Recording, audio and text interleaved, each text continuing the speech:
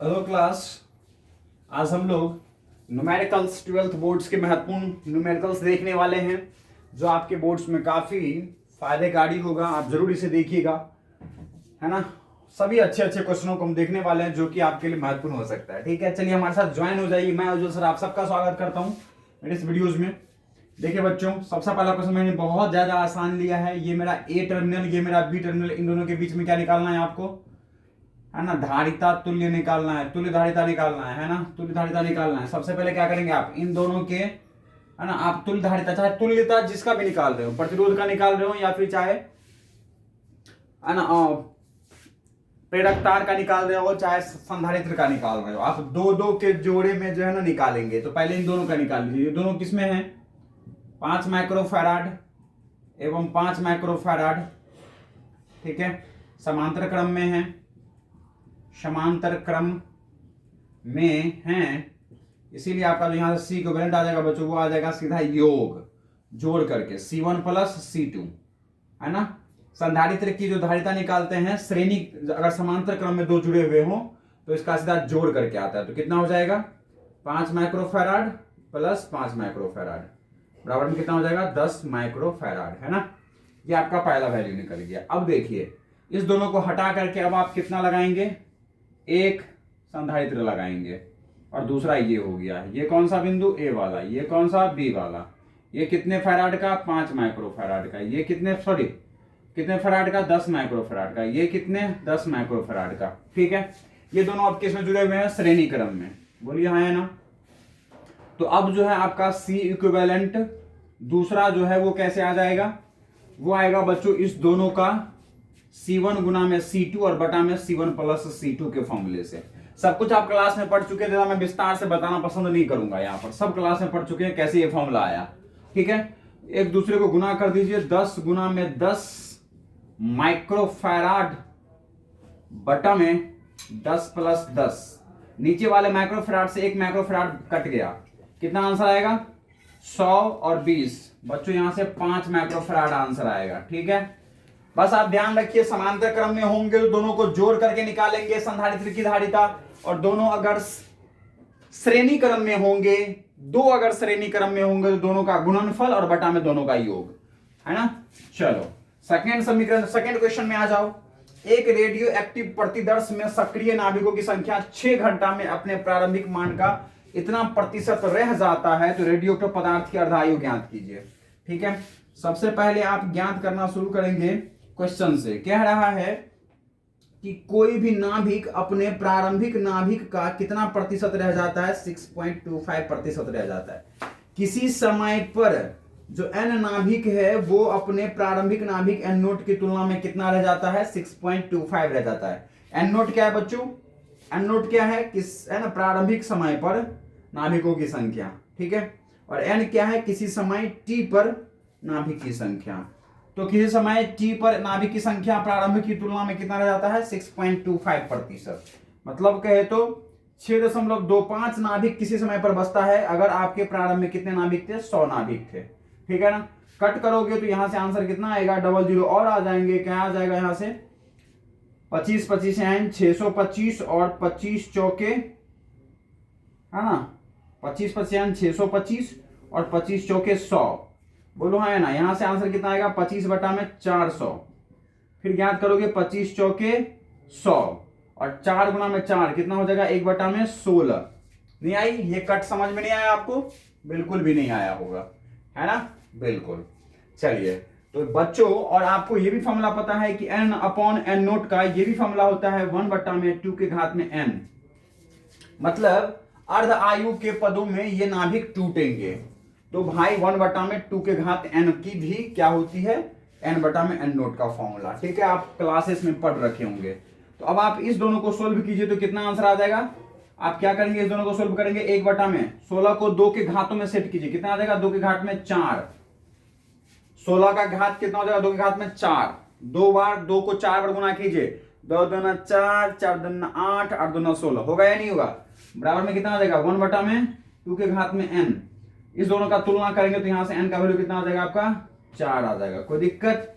चलिए, अब आपको अर्ध आयु ज्ञात करना है, तो पता है क्या कि अर्ध आयु बराबर होता है बच्चों क्या, किसी समय t पर और बटा में n, क्योंकि ये फॉर्मूला किससे आया है, किसी समय t पर अर्ध आयु के पदों में n गुना समय लेगा ये टूटने में। अर्ध आयु के पदों में टूटेंगे नाभिक आपके, आधा आधा आधा, तो किसी समय तक अगर पहुंचा है तो वो अर्ध आयु का कितना गुना हो चुका होगा, n गुना, है ना। तो यहां से आप अर्ध आयु बराबर क्या हो जाएगा, t बटा में n, ठीक है ना। चलिए निकाल लीजिए यहां से, अर्ध आयु बराबर में कैपिटल टी का मतलब है समय, सॉरी समय, समय कितना दे रखा है, सक्रिय नाभिकों की संख्या 6 घंटा में, मतलब किस समय तक आप पहुंच चुके हैं, 6 घंटे तक पहुंच चुके हैं, मतलब कैपिटल टी की वैल्यू आपके दे रखा है 6 घंटा दे रखा है, बोलिए हाँ या ना। और बटा में n का वैल्यू कितना है आपका 4, और ये किसका वैल्यू दे देगा आपका, अर्ध आयु का वैल्यू दे देगा, बोलिए हाँ या ना। इसको भाग कीजिएगा तो कितना आंसर आ जाएगा 1.5, 4 से भाग किया 6 को 1, कितना बच गया 2, 4 पंचे 20, तो 1.5 घंटा हो गया बच्चों, किसका समय, अर्ध आयु का समय, ठीक है। मतलब नाभिक आधा टूटने में कितना समय लेता है, 1.5 घंटा, तो 6 घंटे तक नाभिक कितना टूट चुका होगा अपने 100% का, 6.25, है ना। यस, मतलब 100 में से कितने नाभिक कितने बच रहे होंगे, 6.25, है या नहीं है। यस, किसी समय पर 6.25 ही बचेगा, क्योंकि 1.5 घंटे में वो आधा टूट जाता है, तो 6 घंटे तक चला है ये अभिक्रिया आपका, तो कितना बच रहा है, मात्र 6.25, ठीक है। समझ में आ गई ये समीकरण, ये सवाल समझ में आ गया आपको, नहीं आया है तो आप कमेंट जरूर कीजिएगा, वरना मजा लीजिएगा इस सवाल का, बहुत वेरी वेरी इंपॉर्टेंट सवाल, ये सवाल आपके आएंगे ही आएंगे, VVI सवाल, ये आपके बोर्ड्स में आएगा ही आएगा, नहीं आए तो मुझसे संपर्क करना तुम, है ना, ये सवाल आएगा ही आएगा। ये नहीं आया तो इस पर आधारित सवाल आपसे आएंगे ही आएंगे। चलिए मिटा दिया जाए, नेक्स्ट क्वेश्चन पे बढ़ेंगे हम लोग। नेक्स्ट क्वेश्चन आने वाला है आपके लिए, घबराए नहीं, चिल्लाए नहीं, चीखे नहीं। चलिए नेक्स्ट क्वेश्चन बच्चों आपके लिए बड़ा ही बेहतरीन सा सवाल लेके आते हैं हम आपके लिए, वो है क्या, 1 मीटर लंबाई का, 1 मीटर लंबाई का, ठीक है, ऊर्ध्वाधर लगे हुए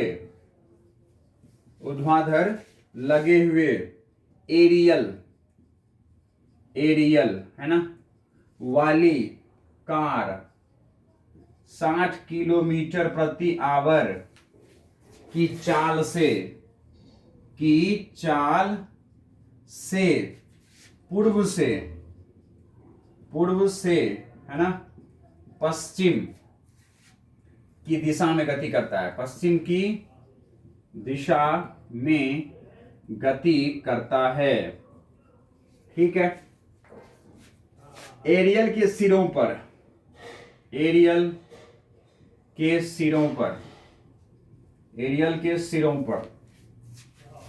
उत्पन्न प्रेरित विद्युत वाहक बल ज्ञात कीजिए, ठीक है।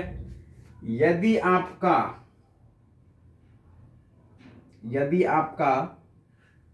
आपका B 4 गुना में 10 के घात -4 टेस्ला है, एवं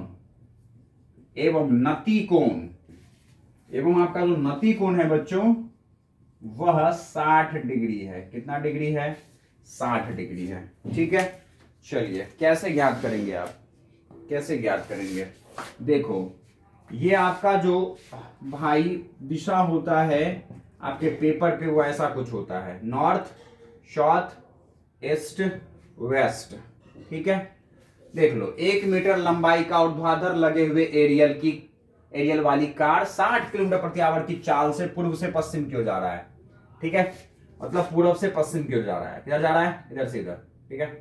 एक कार है जो इधर से इधर जा रहा है, उस पर एक एरियल लगा हुआ है, इस तरह से एरियल लगा हुआ है आपका, ठीक है, इस तरह से एरियल लगा हुआ है। नति कोण का मतलब होता है क्षैतिज के साथ ये कितना कोण बना रहा है, 60 डिग्री बना रहा है। ठीक है, इस एरियल पे एक विभवांतर उत्पन्न हुआ है, मतलब द्रुतवाहक बल उत्पन्न हुआ है, जीटा उत्पन्न हुआ है। बोलिए, यही ज्ञात करना है आपको। यस भाई, और यह जो वाली कार है वो किस स्पीड से भाग रहा है, 60 किलोमीटर प्रति आवर से चल रहा है। बोलिए हाँ या ना। यस, और कह रहा है कि एरियल के सिरों पर उत्पन्न प्रेरित विद्युतवाहक बल ज्ञात कीजिए। एरियल के सिरों पर विद्युतवाहक बल प्रेरित ज्ञात करना है, और ये चुंबक सिर आपका दे रखा है और नति कोण 60 डिग्री दे रखा है। ठीक है ना। यस, दैट मीन्स बच्चों जो चुंबकीय क्षेत्र है आपका वह नति कोण कितना बना रहा है, 60 डिग्री। चुंबकीय क्षेत्र का नति कोण दे रखा है, चुंबकीय क्षेत्र जो है बच्चों आपका नति कोण कितना बना रहा है, 60 डिग्री। बोलिए हाँ या ना। यस, तो आपको यहां पर ज्ञात करना है क्या, सूत्र से। किससे, सूत्र से। प्रेरित विद्युत वाहक बल ज्ञात करने के लिए आपका सूत्र क्या है, जीटा बराबर में, वो भी चुंबक क्षेत्र में रखा हुआ हो तो BLV होता है क्या, बोलो BLV होता है क्या फॉर्मूला बच्चों। यहां पर आपका जो B है वह V के लंबवत होना चाहिए, B परपेंडिकुलर V होना चाहिए। बोलिए, अगर आपका वेग इधर है तो चुंबकीय क्षेत्र y एक्सिस में होना चाहिए, मतलब इस चुंबक क्षेत्र का एक y वाला घटक निकाल लीजिए। अगर ये इसके साथ चुंबक क्षेत्र 60 डिग्री बना रहा है तो ये वाला कोण कितना होगा, जल्दी से बोलो, 30 डिग्री। या फिर कह ले b का घटक इस दिशा में कितना आ जाएगा, b sin 60, नहीं होगा क्या। और ये कौन सा हो जाएगा, वर्टिकल वाला घटक हो जाएगा, ऊर्ध्वाधर घटक होगा। कौन सा घटक होगा, ऊर्ध्वाधर घटक होगा। किसका, चुंबकीय क्षेत्र का। वो कितना आएगा, थीटा की दिशा में होता है b cos थीटा, और थीटा के विपरीत दिशा में कितना होता है, b sin थीटा। तो b sin और थीटा का वैल्यू 60 डिग्री। बोलो हाँ ना। चलो, तो यहां पे कौन सा चुंबक क्षेत्र लेना है, ऊर्ध्वाधर वाला, क्योंकि वेग जो है आपका किस दिशा में, वेग किस दिशा में है, क्षैतिज दिशा में, हॉरिजॉन्टल है भाई, हॉरिजॉन्टल है। ठीक है ना। यस, तो यहां से जीटा बराबर में आ जाएगा आपका b क्या दे रखा है, 4 गुना में 10 के घात -4 टेस्ला गुना में लंबाई, क्या है ये, लंबाई BLV। भाई ये लंबाई लेना है आपको, तो देखो लंबाई क्या है यहां पर, 1 मीटर लंबाई का ऊर्ध्वाधर। भाई कितने मीटर का, 1 मीटर का। ठीक है ना, क्योंकि आपको भाई है जो क्षैतिज, सॉरी जो विद्युतवाहक बल प्रेरित करना है वो किस में करना है, इस एरियल में। तो एरियल की लंबाई क्या है, एरियल कितना विस्थापित हो रहा है भाई, एरियल की लंबाई कितनी है, 1 मीटर की। बोलो हाँ या ना। यस, गुना में भी क्या दे रखा है, 60 किलोमीटर प्रति आवर। मीटर में लोगे ना तो 60 को गुना कर दो, किलोमीटर को क्या करोगे 1000 से गुना, तो मीटर में आ गया।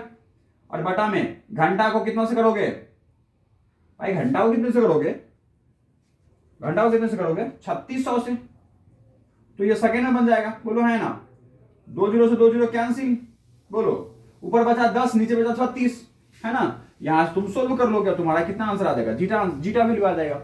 बोलो हाँ या ना, कोई दिक्कत, बिल्कुल भी नहीं, बिल्कुल भी नहीं होना चाहिए। समझाए क्या बात। हाँ भाई, बी भी ओ हो बी भी आ जाएगा, बी गुना में sin 60 ना, तो यहां पर बी का वैल्यू तुमने लिखा ही लिखा, गुना में sin 60। sin 60 का वैल्यू कितना होता है, √3 और बटा में 2। बोलो है ना, और टेस्ला, ये बात ध्यान रखना तुम, है ना। यस, यह बात आप ध्यान रखिएगा। तो ये आपका बी भी आ जाएगा, कोई दिक्कत, कोई दिक्कत नहीं। चलो, तो यहां से आप आंसर क्या कीजिएगा, फाइंड आउट कर लीजिएगा। ठीक है, कोई दिक्कत नहीं, सवाल बन जाएंगे आपसे। ये सॉल्यूशन तो कर ही लोगे, अरे नहीं करोगे क्या, बिल्कुल। जीटा का वैल्यू आज किस में आ जाएगा, देख लो भाई, जीटा का वैल्यू इसमें किस में आ जाएगा, वोल्ट में आ जाएगा। यस, वोल्ट में आएगा, कोई दिक्कत। चलो नेक्स्ट क्वेश्चन पे चले, समझ में आ गई बात, क्या करना था समझ में आ गई, नहीं आया हो तो कमेंट जरूर करना। चलिए,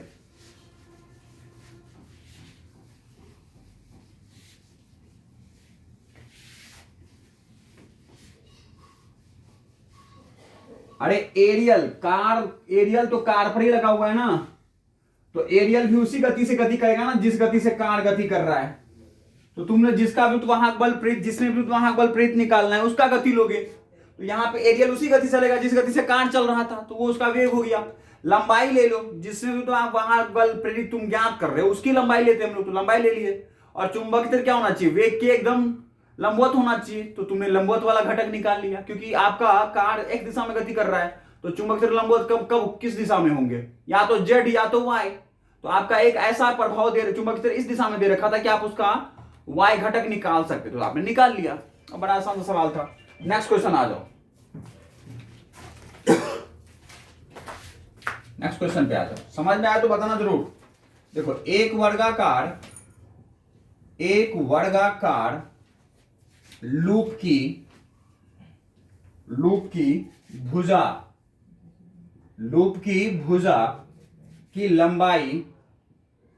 भुजा की लंबाई 4 सेंटीमीटर है। कितना है, 4 सेंटीमीटर है, तथा यह 2.5 टेस्ला के एक समान चुंबकीय क्षेत्र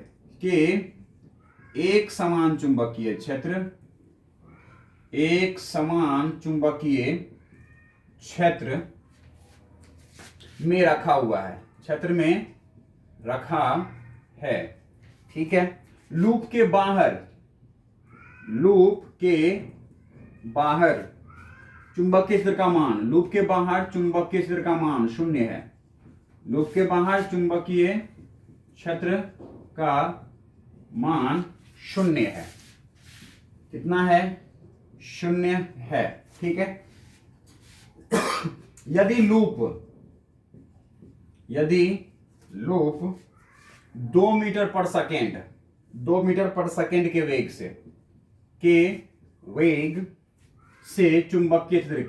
से चुंबकीय क्षेत्र के लंबवत गति करता है, चुंबकीय क्षेत्र के लंबवत गति करता है। बोलिए हाँ है ना, यस है ना। गति करते हुए लंबवत गति करते हुए ठीक है, क्षेत्र से बाहर आ रहा है, ठीक है। आया नहीं है अभी, आ ही रहा है, ठीक है, यस। तो 1 सेकेंड पश्चात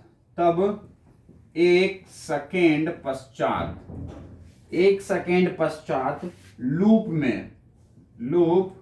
में प्रेरित विद्युत वाहक बल का मान ज्ञात करें। लूप में प्रेरित विद्युत वाहक बल का मान ज्ञात करें, ठीक है। चलिए आ जाइए, हल पे आ जाइए। भाई 2 मीटर पर सेकेंड के वेग से चल रहा है और एक वर्गाकार लूप की भुजा की लंबाई 4 सेंटीमीटर है और यह 2.5 टेस्ला के एक समान चुंबक क्षेत्र में रखा हुआ है। विद्युत वाहक बल पूछ रहा है, आप सूत्र लगाओगे। सूत्र से क्या लगाओगे, जीटा बराबर में क्या होता है, BLV होता है, ठीक है। आप देख रहे हो लूप 2 मीटर पर सेकेंड के वेग से चुंबक क्षेत्र के लंबवत ही गति कर रहा है, मतलब दोनों लंबवत ही दे रखा है आपके पास, तो सीधा बी का वैल्यू लिखो ना। इसमें से कितना दे रखा है, 2.5 टेस्ट वाला, गुना में लंबाई कितना है, एक वर्गाकार लूप की भुजा की लंबाई।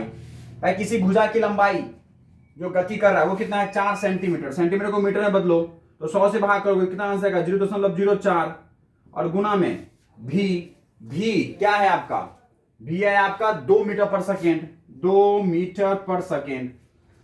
बोलो यही है, तो आप आंसर ज्ञात करके देखो कितना आंसर आएगा।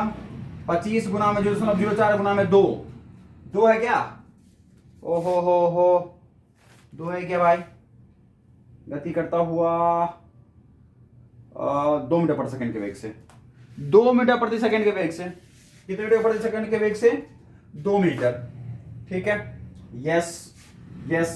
तो आप यहां से गुना करो, 25 को 4 से गुना करोगे, 25 चौके 100, कितना संख्या पीछे लगाना है, 2 और 1 3, तो यहां आ जाएगा, ठीक है।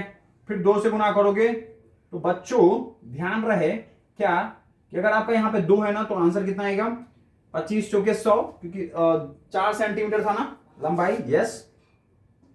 तो यहां पे आप लोगे 25 चौके 100 मतलब 0.1 और गुना में 2, ठीक है, यस। 2.5 गुना में 0.04, 25 चौके 100, और संख्या कितना संख्या पीछे 2 और 1, 3 संख्या पीछे लगाना था, लगा दिया आपने, ठीक है। 0.1 आ गया और गुना में 2, तो कितना आ जाएगा 0.2 वोल्ट आ जाएगा, ठीक है। यस, हाँ ध्यान रहे आपका यहाँ आंसर बदल सकता है अगर इसमें कोई वैल्यू बदल गया तो, ठीक है ना। तो वैल्यू बदलने पर यह आंसर चेंज हो सकता है, बाद में अगर यही वैल्यू है तो आपका यही आंसर होगा। कोई दिक्कत नहीं होना चाहिए, तकलीफ नहीं होना चाहिए आपको, पक्का। आगे बढ़े, चलिए।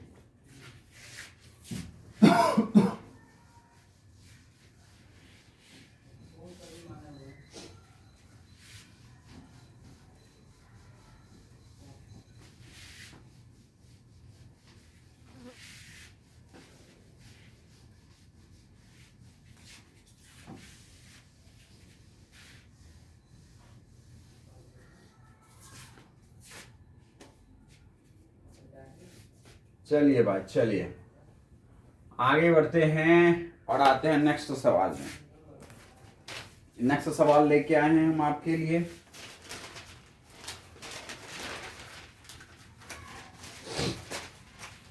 एक अभिसारी लेंस, एक अभिसारी लेंस की वायु में फोकस दूरी 25 सेंटीमीटर है, 25 सेंटीमीटर है। यदि इसको जल में, ठीक है, डुबो दें, जल में डुबो दें, तो लेंस की फोकस दूरी ज्ञात करें, ठीक है। अब बच्चों यहां पर म्यू डब्ल्यू दे रखा है आप पर, कितना 4/3, और है ना म्यू जी दे रखा है आपके पास, कितना 3/2। बोलिए हाँ या ना, यस। तो यहां पे हल क्या होगा, क्या, एक अभिसारी लेंस की वायु में फोकस दूरी 25 सेंटीमीटर है, तो यदि इसको जल में, अब अभिसारी लेंस है अभिसारी लेंस है ना, तो अभिसारी लेंस, ठीक है, कौन सा लेंस होता है अभिसारी लेंस? उत्तल लेंस होता है, जिसकी आकृति क्या हो सकती है, ये हो सकती है। बोलो यहां ना, यस। पहले वाले का त्रिज्या कितना होगा R1, दूसरे वाले का त्रिज्या कितना होगा R2। ये किस में होंगे, निगेटिव में, ये किस में होंगे, पॉजिटिव में। बोलिए हाँ है ना, यह आपका फिगर हो गया, कोई दिक्कत नहीं। कह रहा है यदि इसको जल में डुबो दें तो लेंस की फोकस दूरी ज्ञात कीजिए, और यह अभिसारी लेंस की वायु में फोकस दूरी दे रखी है। तो वायु में फोकस दूरी का फॉर्मूला है ना भाई, लेंस के सूत्र से, किसके सूत्र से, लेंस सूत्र क्या कहता है, 1/f बराबर क्या होता है, μ21 - 1, और गुना में 1/r1 - 1/r2, यही होता है। फॉर्मूला लगाइए यहां से, 1/fa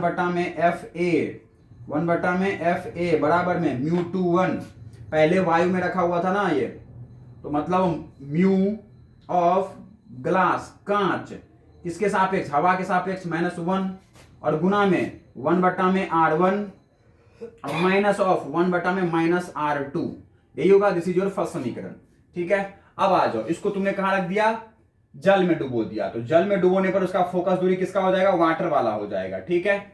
यहां से क्या आएगा, μ21 - 1, और गुना में 1/r1 और माइनस ऑफ -1/r2। बोलो आया ना, यस। 1/fw बराबर क्या आएगा, μ21 क्या हो गया, यहां से कांच का अपूर्णांक किसके सापेक्ष में, जल के सापेक्ष में, क्योंकि इस बार आपने क्या कर दिया है, इसको जल में रख दिया है। बोलो हाँ या ना, हवा में था तो μga, अब आप कांच, भाई कांच, सेकेंड अपूर्णांक μ2 का मतलब क्या होता है, कांच वाला। बोलो हाँ या ना, यस। और कहां पे रख रखे हो तुम, अब इसको जल में रख रखे हो। बोलो हाँ या ना, यस। तो μ1 क्या हो जाएगा, इस बार प्रकाश आपकी इस पर कहां से आपतित होगी, जल से आपतित होगी ना, तो μ1 क्या हो जाएगा, वाटर वाला अपवर्तनांक, बोलो हाँ या ना, यस। और -1 और गुना में ये वाला फॉर्मूला 1/r1 -1 प्लस 1/r2, बोलो है ना। दिस इज योर सेकंड समीकरण। ऐसा करो तुम, क्या करो कि फर्स्ट समीकरण को सेकंड से भाग कर दो, फर्स्ट समीकरण डिवाइड बाय सेकंड, ठीक है। क्या आएगा तुम्हारे पास, 1/FA को 1/FW से डिवाइड किए, 1 में FA भागा 1 में FW बराबर, ये वाला समीकरण इससे ये वाला कट जाएगा, ये वाला टर्म इससे क्या हो जाएगा, कैंसिल, बोलो हाँ या ना।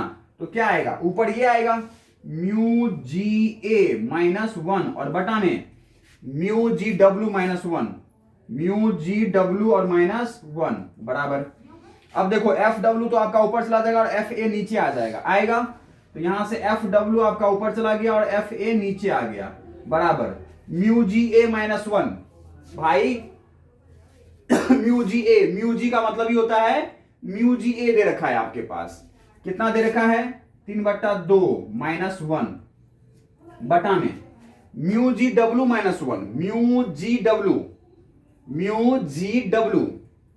क्या μGW, तो μGW बराबर क्या हो जाएगा, μG और बटा में μW -1, बोलो बराबर FW का किसका वैल्यू दे रखा है, अब सारे लेंस की वायु में फोकस दूरी, मतलब FA का वैल्यू दे रखा है, फोकस दूरी वायु में FA का वैल्यू दे रखा है, तो FW आपसे पूछ रहा है ना। तो लेंस की फोकस दूरी ज्ञात करें जब आप जल में डुबो देंगे, तो आपसे FW ही पूछ रहा है, FA दे रखा है कितना 25 सेंटीमीटर, 25 सेंटीमीटर बराबर 3/2 -1 बटा में μG का वैल्यू क्या है 3/2, ठीक है, बट्टा में μW का वैल्यू क्या है 4/3, बोलो हाँ ना, और माइनस में 1, सोल्व करना पड़ेगा इस सबको। 3/2 -1 कितना आंसर आएगा 3 - 2 और बटा में 2 बट्टा 3/2 और भागा में 4/3, यही है मतलब क्या, तो 3/2 और गुना में भागा 4/3 का मतलब क्या है, गुना कितना होगा 3/4, यही होगा, बोलो यही होगा, और -1 बराबर 3 में से 2 गया तो 1/2 और भागा में 3 दिया 9, 9/8, 9/8 यही होगा, और 9/8 -1 इसको सोल्व करो, कितना आंसर आएगा तुम्हारे पास, कितना आंसर आएगा, ये देखो, क्या ये सब सारे विजिबल है आपके कैमरे में, ओ हो, क्या आपके कैमरे से बाहर चला गया ये सब सारी बातें, ओ हो, यहां तक समझ में आई। चलिए मैं पीछे वाले कुछ पार्ट को मिटा देता हूं, है ना, यहां पे हम सोल्व करते हैं अब इस सवाल को। तो क्या हो जाएगा यहां से FW बटा में 25 सेंटीमीटर बराबर क्या आ गया 1/2 और बटा में 9/8 -1, कितना आंसर आएगा 9 - 8 और बटा में 8 बराबर 1/2 और बटा में 9 में से 8 गया तो 1/8, बोलो आया ना, 2 नीचे आएगा 8 ऊपर चला जाएगा 8/2, बोलो आया ना, यस, ठीक है, कोई दिक्कत।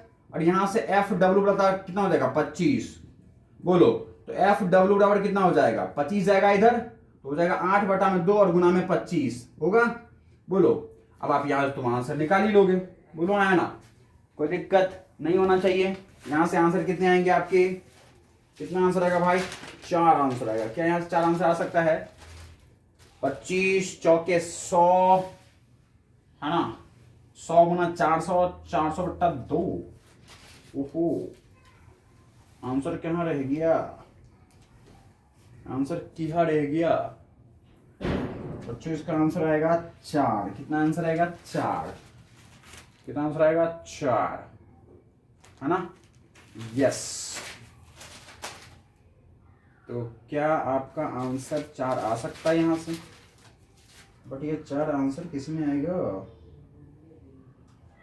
सेंटीमीटर को फीचर में बदला जा सकता है क्या, 25 चौके 100,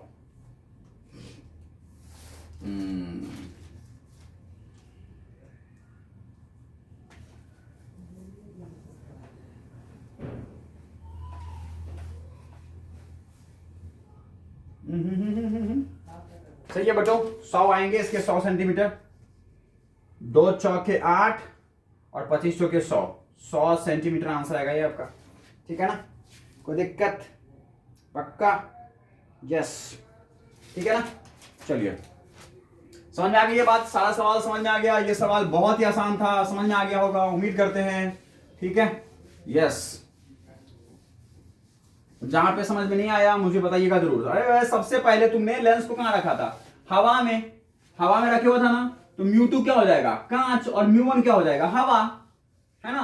फिर तुमने किसमें जल रख दिया? जल में रख दिया, तो म्यू2 क्या हो जाएगा? कांच वाला। और जल कहां से आ रहा है? जल, सॉरी, प्रकाश कहां से आ रहा है? जल से। बोलो है ना। अरे नहीं समझ में क्या बात? पहले तुमने लेंस को कहां रखा था? हवा में, तो तुम्हारा फॉर्मूला होता है म्यू21। तो म्यू21 का मतलब क्या है? कांच वाला। ठीक है, और म्यू1 का मतलब क्या है? जब हवा में था तो एयर वाला। तो म्यू जी बटा में म्यू ए, बोलो है ना।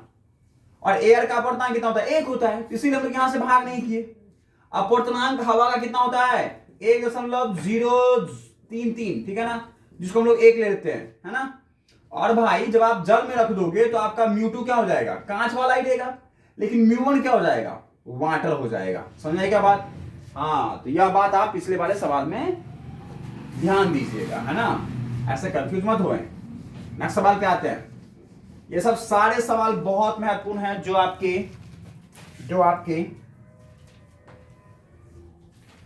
ये बहुत महत्वपूर्ण है ना। चलिए नेक्स्ट सवाल पे हम लोग पहुंच रहे हैं, जो आपके लिए महत्वपूर्ण होने वाला है। धीरे धीरे करके हम लोग बहुत आगे पहुंच रहे हैं बच्चों। देखो एक सवाल और, क्या कि अगर मान लीजिए किसी सवाल में आपको बच्चों चुंबकीय क्षेत्र दे दिया, चुंबकीय क्षेत्र आपको दे दिया, मान लीजिए 5 × 10⁻⁴, है ना, वेबर पर मीटर स्क्वायर, ये भी इसकी इकाई होती है। तो पहले उसने ये दे दिया, ठीक है, और उसमें मान लीजिए आपका एल दे दिया, वो कितना दे दिया? 20 सेंटीमीटर, ठीक है। और आपसे उसने पूछ दिया क्या कि तय दूरी, उसने दूरी तय किया है कितना? 1 मीटर, ठीक है। और बच्चों उसने बोल दिया कि जो दूरी तय किया वो तय किया है 4 सेकेंड में। तो आपसे उसने विद्युत वाहक बल, प्रेरित विद्युत वाहक बल पूछ दिया, तो आप कैसे करोगे? फॉर्मूला क्या लगाओगे यहाँ से? BLV। और ये जो आपका चुंबक क्षेत्र है बच्चों, वो आपके वेग से, जिधर भी ये गति कर रहा है वो लंबवत गति कर रहा है, ऐसा भी दे रखा है सवाल में, ठीक है। ये मैंने शॉर्ट में लिया है सवाल को। तो आप क्या करोगे? चुंबक क्षेत्र आपके पास दे रखा है, लंबाई भी दे रखा है 20 सेंटीमीटर, को मीटर में बदल लोगे तो क्या आंसर आएगा इसका? लंबाई का 0.2 मीटर आ जाएगा। मीटर में लोगे, है ना, इकाई आप SI यूनिट रखोगे, सॉरी MKS पद्धति में लोगे, है ना, इकाई सारे मात्रक। और भी क्या हो जाएगा आपका? यहां से भी आ जाएगा। वेग बराबर क्या होता है? तय की गई दूरी और बटा में लिया गया समय, बोलो है ना। तो यहां से दूरी कितने तय की हो तुम? 1 मीटर, बोलो, और बटा में लिया गया समय, समय कितने लिए हो? 4 सेकेंड। तो कितना आ गया ये? 1/4 मीटर पर सेकेंड। तो तुमने वेग भी निकाल लिया, बोलो है ना। लंबाई भी दे रखा है और चुंबक क्षेत्र भी दे रखा है, बेटा तुम्हारा नहीं निकल जाएगा। सवाल कितना आसान था, बोलो है ना। तो ऐसा कुछ सवाल देगा, सवाल में क्या दे रखा? चुंबक क्षेत्र इतना दे रखा है, ठीक है, किसी तार की लंबाई 20 सेंटीमीटर दे रखी है और वह चुंबक क्षेत्र के लंबवत 4 सेकेंड में 1 मीटर दूरी तय करता है, तो उसमें प्रेरित विद्युत वाहक बल ज्ञात करें, ठीक है। या फिर एक आयताकार लूप जिसकी भुजा की लंबाई 20 सेंटीमीटर दे रखी है, वह चुंबक क्षेत्र के लंबवत 4 सेकेंड में 1 मीटर दूरी तय करता है, तो उसमें, है ना, उस लूप में प्रेरित विद्युत वाहक बल का वैल्यू बताएं, है ना, ये पूछेगा आपसे। उस भुजा में प्रेरित विद्युत वाहक बल का, है ना, वैल्यू बताएं। भाई किसी भुजा में होगा जो भुजा 1 मीटर लंबाई तय किया है ना, यस, किसी एक भुजा में होगा, तो आप यहां से ज्ञात कर लोगे। ये भी सवाल मैंने आपको बता दिया, मेरा काम खत्म होते जा रहा है। चलो एक सवाल बड़ा ही अच्छा सा प्यारा सा सवाल है, क्या कि 0.5 युग्मन, ठीक है, युग्मन गुणांक वाली दो कुंडलियों के स्वप्रेरण, ठीक है, गुणांकों का, स्वप्रेरण गुणांकों का अनुपात 1:4 है, ठीक है। यस, अन्योन्य प्रेरण गुणांक 5 हेनरी है। अन्योन्य प्रेरण गुणांक क्या है? 5 हेनरी है, ठीक है, 5 हेनरी है। ओके, तो उनके स्वप्रेरण गुणांक, स्वप्रेरण है ना, स्वप्रेरण गुणांकों का मान ज्ञात कीजिए। स्वप्रेरण गुणांकों का मान ज्ञात कीजिए, गुणांकों का मान ज्ञात कीजिए, ठीक है। समझ आई? हल क्या होगा? भाई देखो, युग्मन गुणांक दे रखा है, दो कुंडली का स्वप्रेरण गुणांकों का अनुपात दे रखा है। स्वप्रेरण गुणांकों का अनुपात दे रखा है, मतलब कहे तो अगर मैं पहले का L1 मानू दूसरे का L2 मानू तो उसका अनुपात क्या दे रखा है? 1:4, 1/4 दे रखा है, ठीक है, कोई दिक्कत नहीं। दिस इज योर फर्स्ट समीकरण। उसके बाद बोल रहा है कि अन्योन्य प्रेरण गुणांक, अन्योन्य प्रेरण गुणांक को किसे दिखाता हूं? M से दिखाता हूं। कितना दे रखा है? ये 5 हेनरी दे रखा है। दिस इज योर सेकंड समीकरण। उसके बाद स्वप्रेरण गुणांकों का मान पूछ रहा है तुमसे ये पूछ रहा है L1 का वैल्यू बताओ और तुम L2 का वैल्यू बताओ। बड़ा आसान सा सवाल, इससे ज्यादा आसान सवाल तो कुछ हो ही नहीं सकता। क्यों? क्योंकि यहां पर युग्मन गुणांक दे रखा है। बच्चों, युग्मन गुणांक का मतलब होता है यहां पे प्रेरित विद्युत वाहक बल का वैल्यू दे रखा है, प्रेरित विद्युत वाहक बल। ये युग्मन गुणांक का मतलब होता है इस युग्म को उत्पन्न करने वाले, मतलब जीटा का वैल्यू आपसे दे रखा है। कितना दे रखा है? 0.5, और ये किस में आ जाएंगे? वोल्ट में आ जाएंगे, ठीक है। बच्चों, आप सबको पता है दो कुंडलियों को, है ना, किसके? दो कुंडलियों को जब स्वप्रेरण गुणांकों के पदों में और प्रेरण गुणांक के पदों में जो विद्युत वाहक बल प्रेरित होता है वो कितना होता है? जीटा बराबर में, है ना, अन्योन्य प्रेरण गुणांक और गुना में √L1 और गुना में L2। ये फॉर्मूला होता है सूत्र से। किससे? सूत्र से। ये फॉर्मूला, ये भाई फॉर्मूला याद कर लो।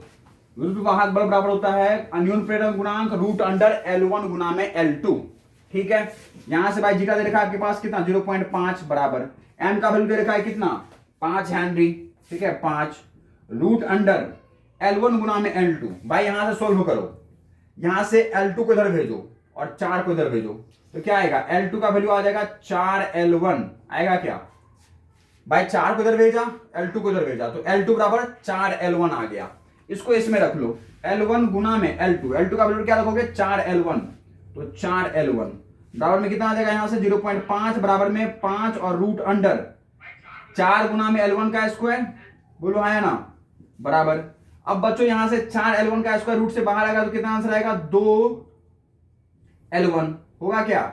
और यहां पे कितना बचेगा? 0.5 बचेगा। तो यहां से L1 का वैल्यू कितना आ जाएगा? L1 बराबर आ जाएगा आपके पास 0.5 और बटा में 5 और गुना में 2, बोलो है ना। तो यहां से पॉइंट उड़ाओगे, एक जीरो नीचे आ जाएगा, 5 से 5 कैंसिल, आंसर कितना यहां से? 1/20, बोलो L1 का वैल्यू आ गया आपके पास 1/20, ठीक है, कोई दिक्कत नहीं। तो आप यहां से L2 ज्ञात कर सकते हो। L1 का वैल्यू कितना आ जाएगा यहां से? और भाई स्वप्रेरण गुणांक हो चाहे अन्योन्य प्रेरण गुणांक हो, उस दोनों का जो इकाई है मात्रक है वो हेनरी में होता है। क्या ये आपके कैमरे में विजिबल है? यस, हेनरी में होता है ना। तो 20 से भाग करोगे तो कितना आंसर आएगा? 20 चौके 100, 0.005 हेनरी आएगा बच्चों, है ना।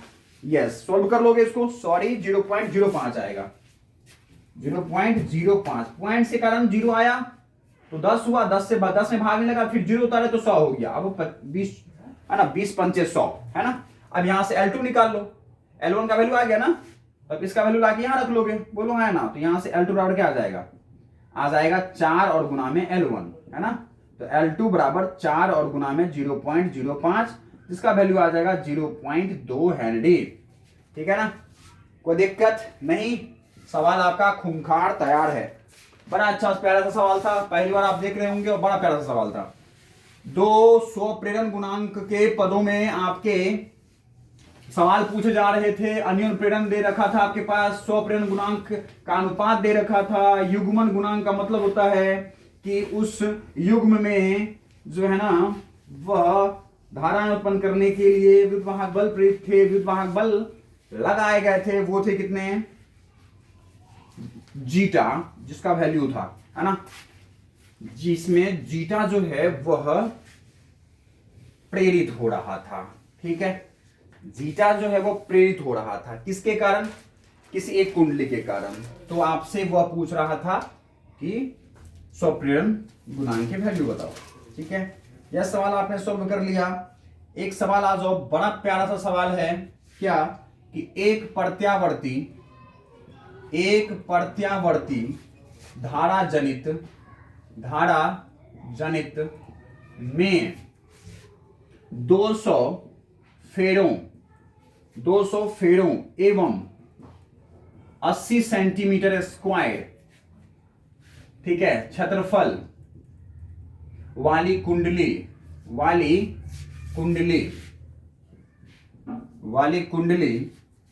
में 200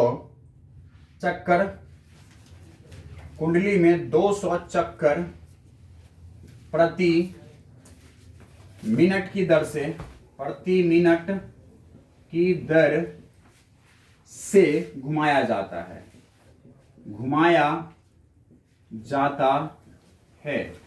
ठीक है, प्रेरित विद्युत वाहक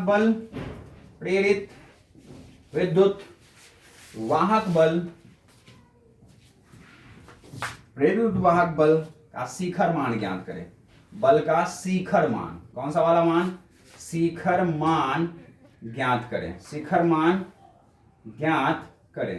भाई साहब आपको पता होना चाहिए कि शिखर मान का फॉर्मूला क्या होता है। अगर आपने पढ़ रखा है यह चैप्टर्स, तो अगर आपने प्रत्यावर्ती धारा जनित का चैप्टर्स पढ़ रखा है तो आपका शिखर मान हम लोग जीटा नोट से दिखा सकते हैं, जिसका वैल्यू होता है NBA ओमेगा।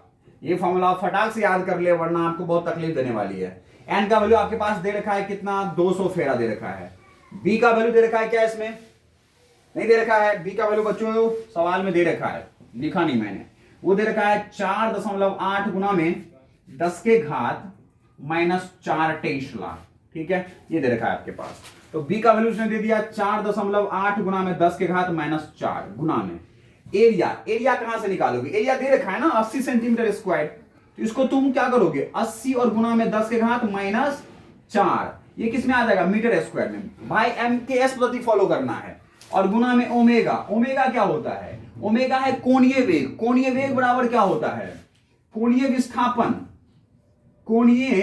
विस्थापन। भाई ये आपका आवृत्ति भी है, कोणीय आवृत्ति भी, और ये कोणीय विस्थापन है ना। तो कोणीय वेग से भी कह सकते हैं इसको। ये कोणीय वेग भी और कोणीय आवृत्ति से भी नाम से जाना जाता है। ठीक है, तो आ जाएगा कोणीय वेग बराबर क्या होता है? कोणीय विस्थापन और बटा में समय। बोलो हाँ या ना? ठीक है, इसको देखना भाई। ये सब सारे तो आप जस का तस उतार दोगे। यहां पे क्या लिखोगे?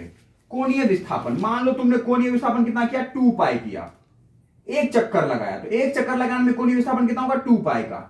समय तुम कितना लिए? तो मान लिया हमने कैपिटल T। कोई दिक्कत? फिर से तुम क्या करो? कॉमा लगाओ, बराबर लगाओ, और सारे वैल्यू जैसे कैसे लिख लो, और गुना में 2 पाई। भाई टाइम बराबर क्या हो जाएगा? टाइम बराबर क्या होगा? तो सवाल में दे रखा है बच्चों की 200 चक्कर काटने के लिए तुम 1 मिनट लेते हो। देख लो यहां पर, मैं यहां पर लिख रहा हूं, चूंकि तुम 200 चक्कर काट रहे हो, 200 चक्कर काट रहे हो कितने मिनट में? 1 मिनट में। 1 मिनट का मतलब कितना हुआ? 60 सेकेंड, क्योंकि MKS पद्धति फॉलो करना है आपको। बोलो हाँ ना? तो भाई एक चक्कर में लिया गया समय, एक चक्कर में लिया गया समय कितना है? 1 मिनट। तो एक चक्कर में समय कितना लोगे? एक चक्कर में समय कितना लोगे? वो है 1/200 चक्कर मिनट, 200 चक्कर मिनट, या फिर कहे तो 60/200 और सेकेंड आ जाएगा। बोलो हाँ या ना? तो एक चक्कर में लिया गया समय, तुम एक ही चक्कर का कोणीय विस्थापन लिए हो ना। ये क्या लिए हो? एक चक्कर का कोणीय विस्थापन। एक चक्कर का कोणीय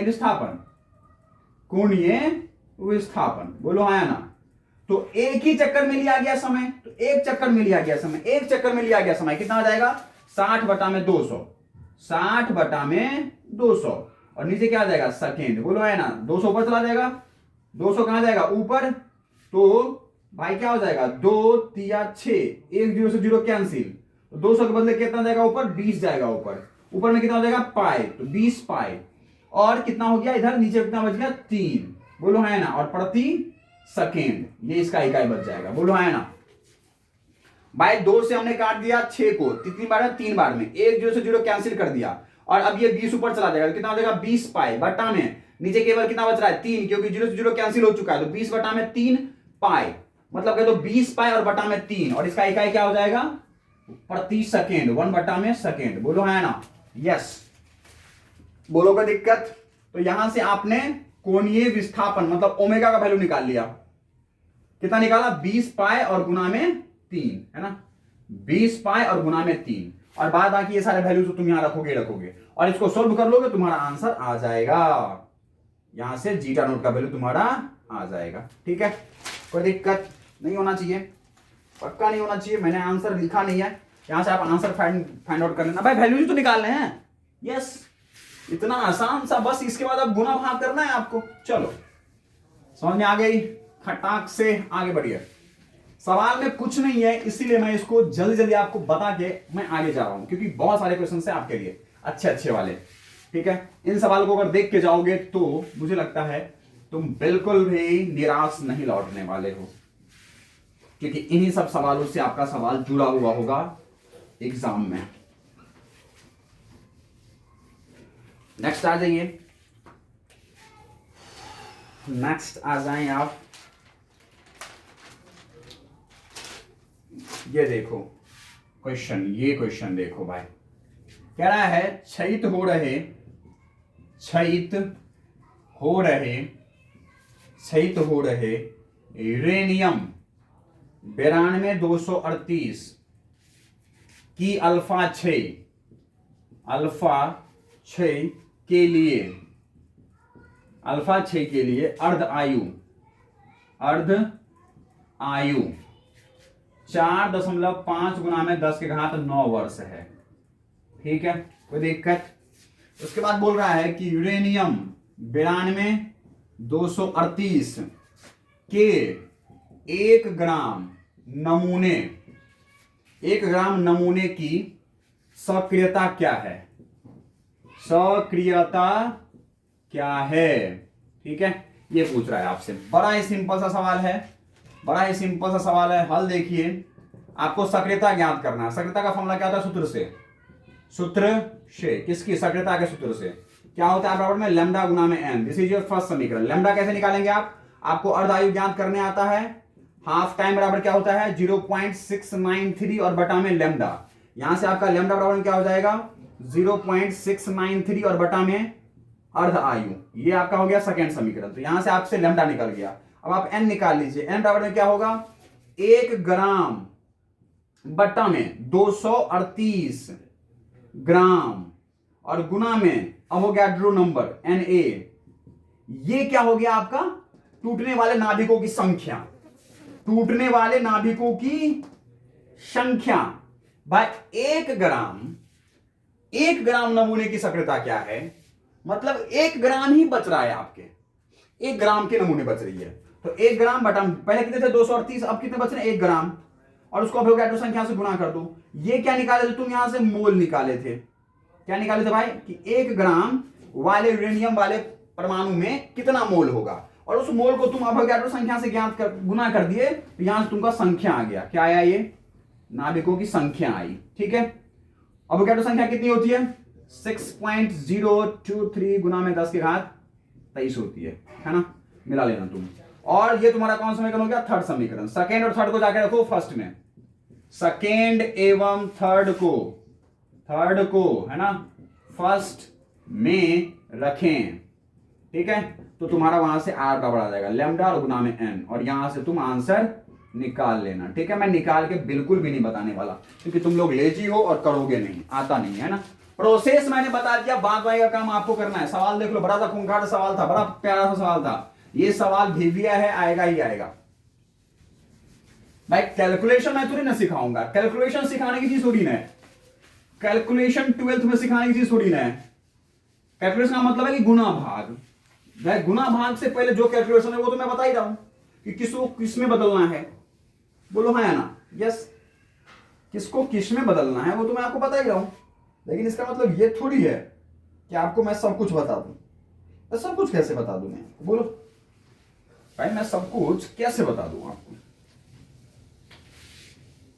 कैलकुलेशन भी मैं कैसे बता दूं। हाँ, पिछले वाले में जो आपका है ना, आपने फॉर्मूला लिखा था क्या, लैम्डा बराबर में 0.693 और बटा में अर्ध आयु, और जो वहां पे अर्ध आयु का फॉर्मूला, अर्ध आयु आपका दे रखा है, वर्ष में दे रखा है, उस वर्ष को सेकेंड में बदल लेना।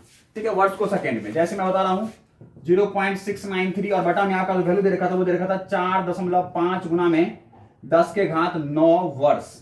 इस वर्ष को बदलोगे किसमें, सेकेंड में, तो कितना आएगा 0.693 बटा में 4.5 गुना में 10 के घात 9। एक वर्ष में कितना दिन होता है, 365। 365 दिन में कितने घंटे होते हैं, 24। 24 घंटे में कितना सेकेंड होता है भाई, मिनट कितना होता है 60, और 60 मिनट में कितने सेकेंड होते हैं 60, है ना। ये किसमें आ गया अब आपके, सेकेंड में। इतना वर्ष, वर्ष को बदल दिया 365 से गुना, तो दिन में आ गए, दिन को 24 से गुना किया तो घंटों में आ गए, उस घंटे को 60 से गुना किया तो मिनट में आ गए, मिनट को 60 से गुना किया तो सेकंड में आ गए। ठीक है, तो ये सेकंड में लेना है आपको वैल्यू। क्यों, क्योंकि आप जैसे ही लैम्डा का वैल्यू सेकंड में लोगे तो वो आपका बाद में जाएगा क्या बन जाएगा, बैकरल बन जाएगा। ठीक है, तो इकाई जो यहां से तुम लोगे किसका, सक्रियता का, वो किसमें लोगे, बैकरल में। ठीक है ना, चलो ये मैंने तुम्हें बता दिया, कुछ नहीं करना है, बस गुना भाग करना है। जिसको कोई समस्या हो प्लीज कमेंट में कि सर यहाँ पे कैलकुलेशन भी करके बताओ, प्लीज कमेंट करना, मैं कैलकुलेशन के साथ बताऊंगा तुम्हें, कैलकुलेशन भी मैं करके बताऊंगा आपको, मुझे नहीं कोई तकलीफ है, आपको मैं बता दूंगा मैं। ठीक है, एक बहुत प्यारा सा सवाल और लेके आया है मैंने, क्या, एक लंबी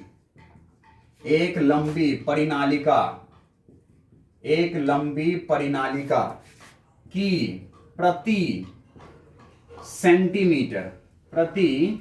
सेंटीमीटर लंबाई में 15 फेरे हैं। कितने फेरे हैं, 15 फेरे हैं। ठीक है, यस। उसके अंदर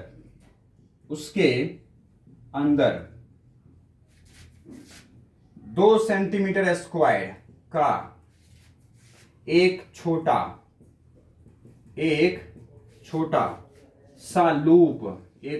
सा लूप परिनालिका की अक्ष के लंबवत रखा गया है, अक्ष के लंबवत रखा गया है।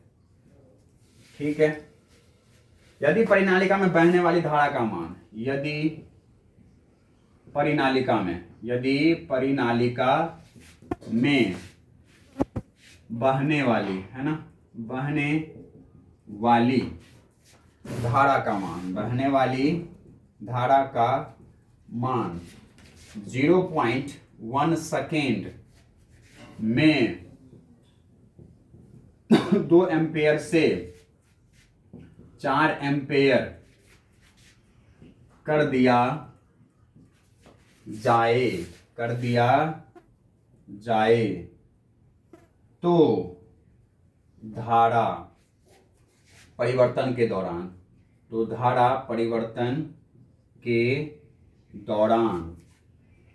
है ना, जीटा क्या होगा, मतलब प्रेरित विद्युत वाहक बल क्या होगा। ठीक है, विद्युत वाहक बल प्रेरित क्या होगा, तो देखो, एक लंबी परिनालिका की प्रति सेंटीमीटर लंबाई 15 में, प्रति सेंटीमीटर लंबाई में कितने फेरे हैं, 15 फेरे हैं। ठीक है, ऐसा क्यों दे रखा है, यस, प्रति सेंटीमीटर लंबाई में कितने फेरे हैं, 15 फेरे हैं। उसके अंदर 2 सेंटीमीटर स्क्वायर का एक छोटा सा लूप परिनालिका की अक्ष के लंबवत रखा गया है। 2 सेंटीमीटर स्क्वायर का एक छोटा सा लूप वाला परिनालिका, मतलब क्षेत्रफल दे रखा है आपके पास। यदि परिनालिका में बहने वाली धारा का मान 0.1 सेकेंड में 2 एम्पियर से 4 एम्पियर कर दिया जाए तो धारा का परिवर्तन के दौरान जीटा क्या होगा। देखो, हल बराबर जीटा बराबर क्या होता है भाई, डेल्टा फाई बटा में डेल्टा टी। एक फॉर्मूला ये भी होता है, क्योंकि हमें फ्लक्स में परिवर्तन हो रहा है ना, पाई फ्लक्स में परिवर्तन हो रहा है। क्यों नहीं हो रहा है, क्या नहीं हो रहा है भाई, जीटा बराबर में होता है डी फाई बटा में डी टी। ठीक है, या फिर भाई जीटा बराबर में होता है, क्योंकि दूसरे वाले में आपको जीटा चाहिए, किसमें चाहिए, दूसरे वाले में, तो वह किसमें निर्भर करेगा भाई, जीटा टू कहां चाहिए आपको, सेकेंड वाले में चाहिए। किसमें चाहिए? सेकेंड वाले में। बोलो है ना, किसमें चाहिए आपको? सेकेंड वाले में। तो यहाँ से फॉर्मूला होगा भाई जीटा 2 है ना, है ना, प्रेरक विभाग पर जो निर्भर करता है वो सीधा निर्भर करता है आपके किस पर? सीधा निर्भर करता है किस पर? कि डेल्टा 5 बटा में डेल्टा टी। ठीक है, या फिर कहे तो चेंज इन, ठीक है, चेंज इन, ठीक है, change in current with respect to time. ठीक है, जीटा 2 जो वहां बल प्रेरित होगा दूसरे वाले में, तो m गुना में डी डेल्टा आई बटा में डेल टी, है ना, डेल्टा आई 1 बटा में delta T. This is also a formula. By zeta बराबर होता है फ्लक्स में परिवर्तन प्रति समय होता है, या फिर m गुना में डी आई बटा में डी टी। ठीक है, यस, पहले वाले में धारा परिवर्तन हो रहा है समय के साथ, तो यह तो आप निकाल लोगे यहां से डेल्टा I1 और बटा में डेल्टा टी। ये I1 क्या है? पहले वाले में, पहले वाले परिनालिका में, है ना, पहले वाले परिनालिका में बदला जा रहा है। कहां से कहां किया जा रहा है? 2 एम्पियर से 4 एम्पियर। तो अंतिम में कितना हो गया? 5। डेल्टा I1 का मतलब क्या होता है कि दूसरा, पहला और बटा में T2 और माइनस T1, है ना, यस। तो अंतिम धारा कितना हो गया? 4 एम्पियर। पहले कितना था? 2 एम्पियर। बटा में कितना समय लिया है? ये 0.1 सेकेंड लिया है। बोलिए हाँ है ना, यस। तो यहां से कितना हो जाएगा? 2 और बटा में 0.1, ठीक है, एम्पियर प्रति सेकेंड, है ना, यस। यहां से तो आपके ये फॉर्मूला आ जाएंगे। डेल्टा I1 बटा डेल्टा टी का वैल्यू आ चुका है। अब आप किसका वैल्यू निकालेंगे? m का। किसका निकालेंगे भाई? m का निकालेंगे। यहां से m बराबर क्या हो जाएगा? m बराबर क्या हो जाएगा? वो हो जाएगा भाई साहब डेल्टा 5 2 दूसरे वाले में फ्लक्स परिवर्तन। बोलो हाँ है ना, दूसरे वाले में फ्लक्स परिवर्तन, और बटा में पहले वाले में धारा परिवर्तन। ठीक है, पहले वाले में क्या परिवर्तन? धारा परिवर्तन। ठीक है, बराबर, ओके, यस।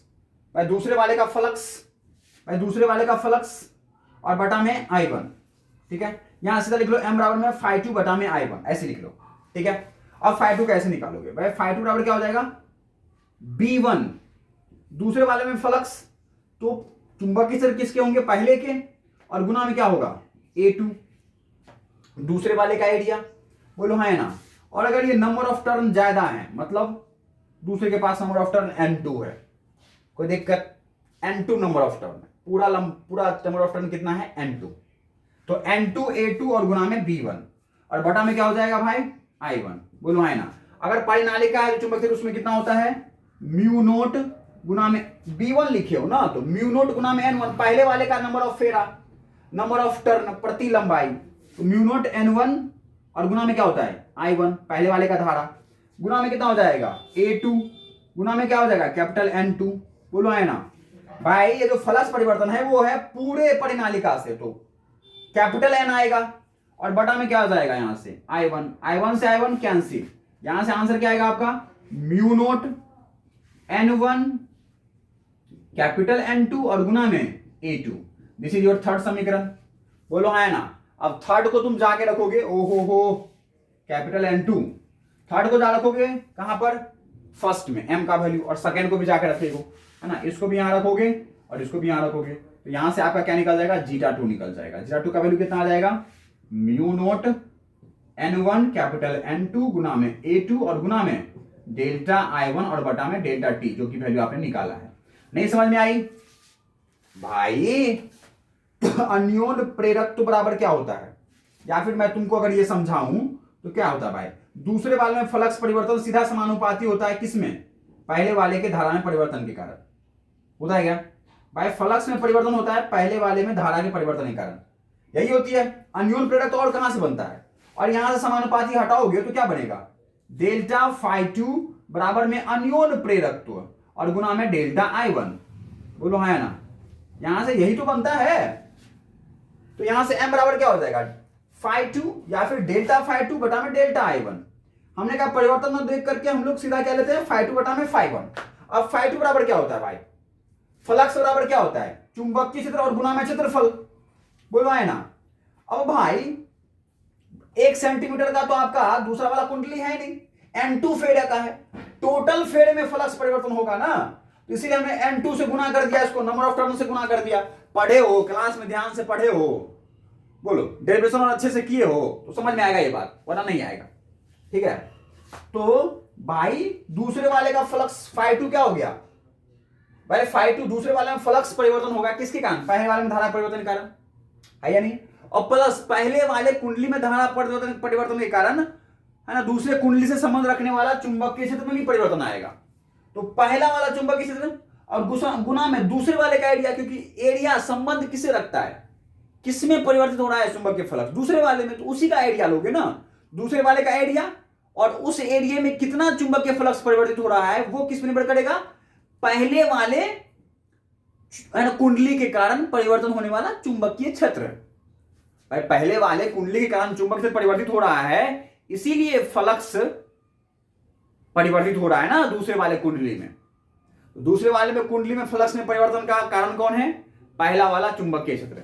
तो B1 गुना में A2 और गुना में N2 दूसरे वाले के। अब दूसरे वाले से संबंध रखेगा फ्लक्स में परिवर्तन, तो दूसरे वाले का total number of turn, total कितना था, है या नहीं है। तो कैपिटल एन से टोटल को दिखाते और स्मॉल एन से प्रति लंबाई को दिखाते, प्रति लंबाई फेरों की संख्या।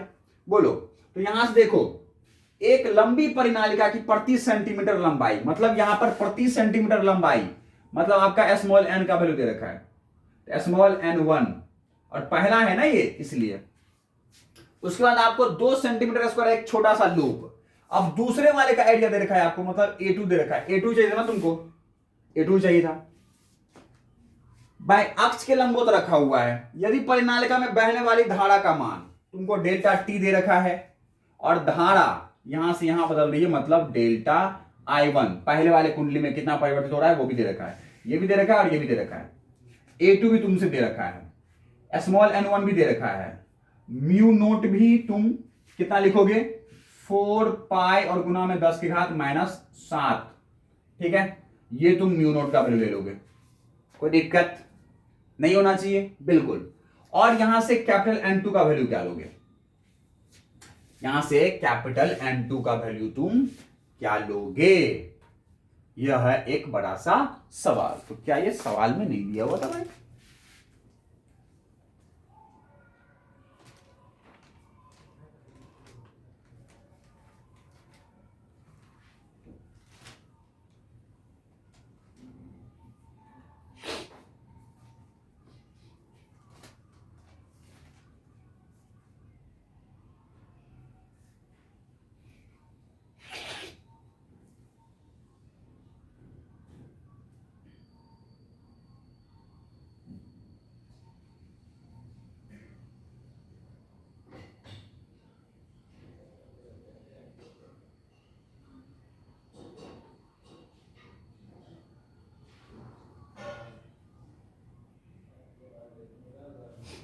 यस बच्चों। उसके अंदर 2 सेंटीमीटर स्क्वायर का एक छोटा सा लूप परिनालिका के अक्ष के लंबवत रखा गया। यदि परिनालिका में बहने वाली धारा का मान इतना है तो 2 एम्पियर से 4 एम्पियर कर दिया जाए तो धारा का परिवर्तन दोनों प्रतिबिंब बल क्या होगा। उसके अंदर 2 सेंटीमीटर स्क्वायर का एक छोटा सा लूप, तो एक छोटा सा लूप, लेकिन फेरे कितने होंगे, तो पहले जैसा ही फेरा होगा, मतलब प्रति सेंटीमीटर 50 फेरे हैं पहले वाले में, तो दूसरे वाले में 2 सेंटीमीटर स्क्वायर का एक छोटा सा लूप है ना, बाय 2 सेंटीमीटर स्क्वायर का। तो दैट मीन्स इसके क्षेत्रफल दे रखे हैं आपके पास, है या नहीं है, यस। तो 2 सेंटीमीटर स्क्वायर का एक छोटा सा लूप है, मतलब कहे तो इसकी लंबाई आप फिर से आप 1 सेंटीमीटर ही ले लीजिए, ठीक है। तो उसके लिए भी आप कैपिटल N2 का वैल्यू कितना ले लोगे, 15 फेरे ले लोगे। अगर यहां से 2 सेंटीमीटर स्क्वायर लंबाई का तार लेते हो तो फेरे कितने हो जाएंगे, 30 फेरे हो जाएंगे, ठीक है। तो यहां से आप कैपिटल N2 का वैल्यू ले लेना, ठीक है। और यहां से वैल्यू कैलकुलेट करना, तुम्हारा आंसर बिल्कुल आ जाएगा। मैंने तरीका बता दिया, आप करके देखिएगा। चलिए मिटा दिया जाए इसे।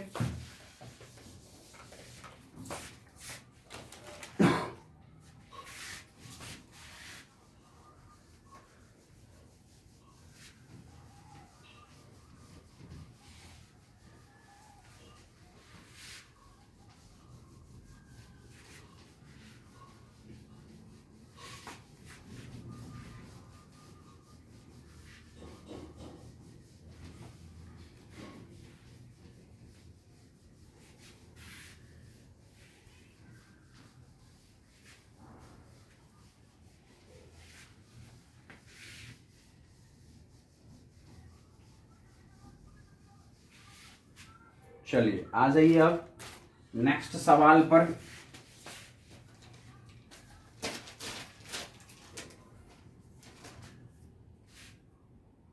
देखिए, एक संयुक्त सूक्ष्मदर्शी के निर्माण के लिए 1.22 सेंटीमीटर और 5 सेंटीमीटर फोकस दूरियों के 5 सेंटीमीटर फोकस दूरियों के लेंस प्रयुक्त किए गए हैं।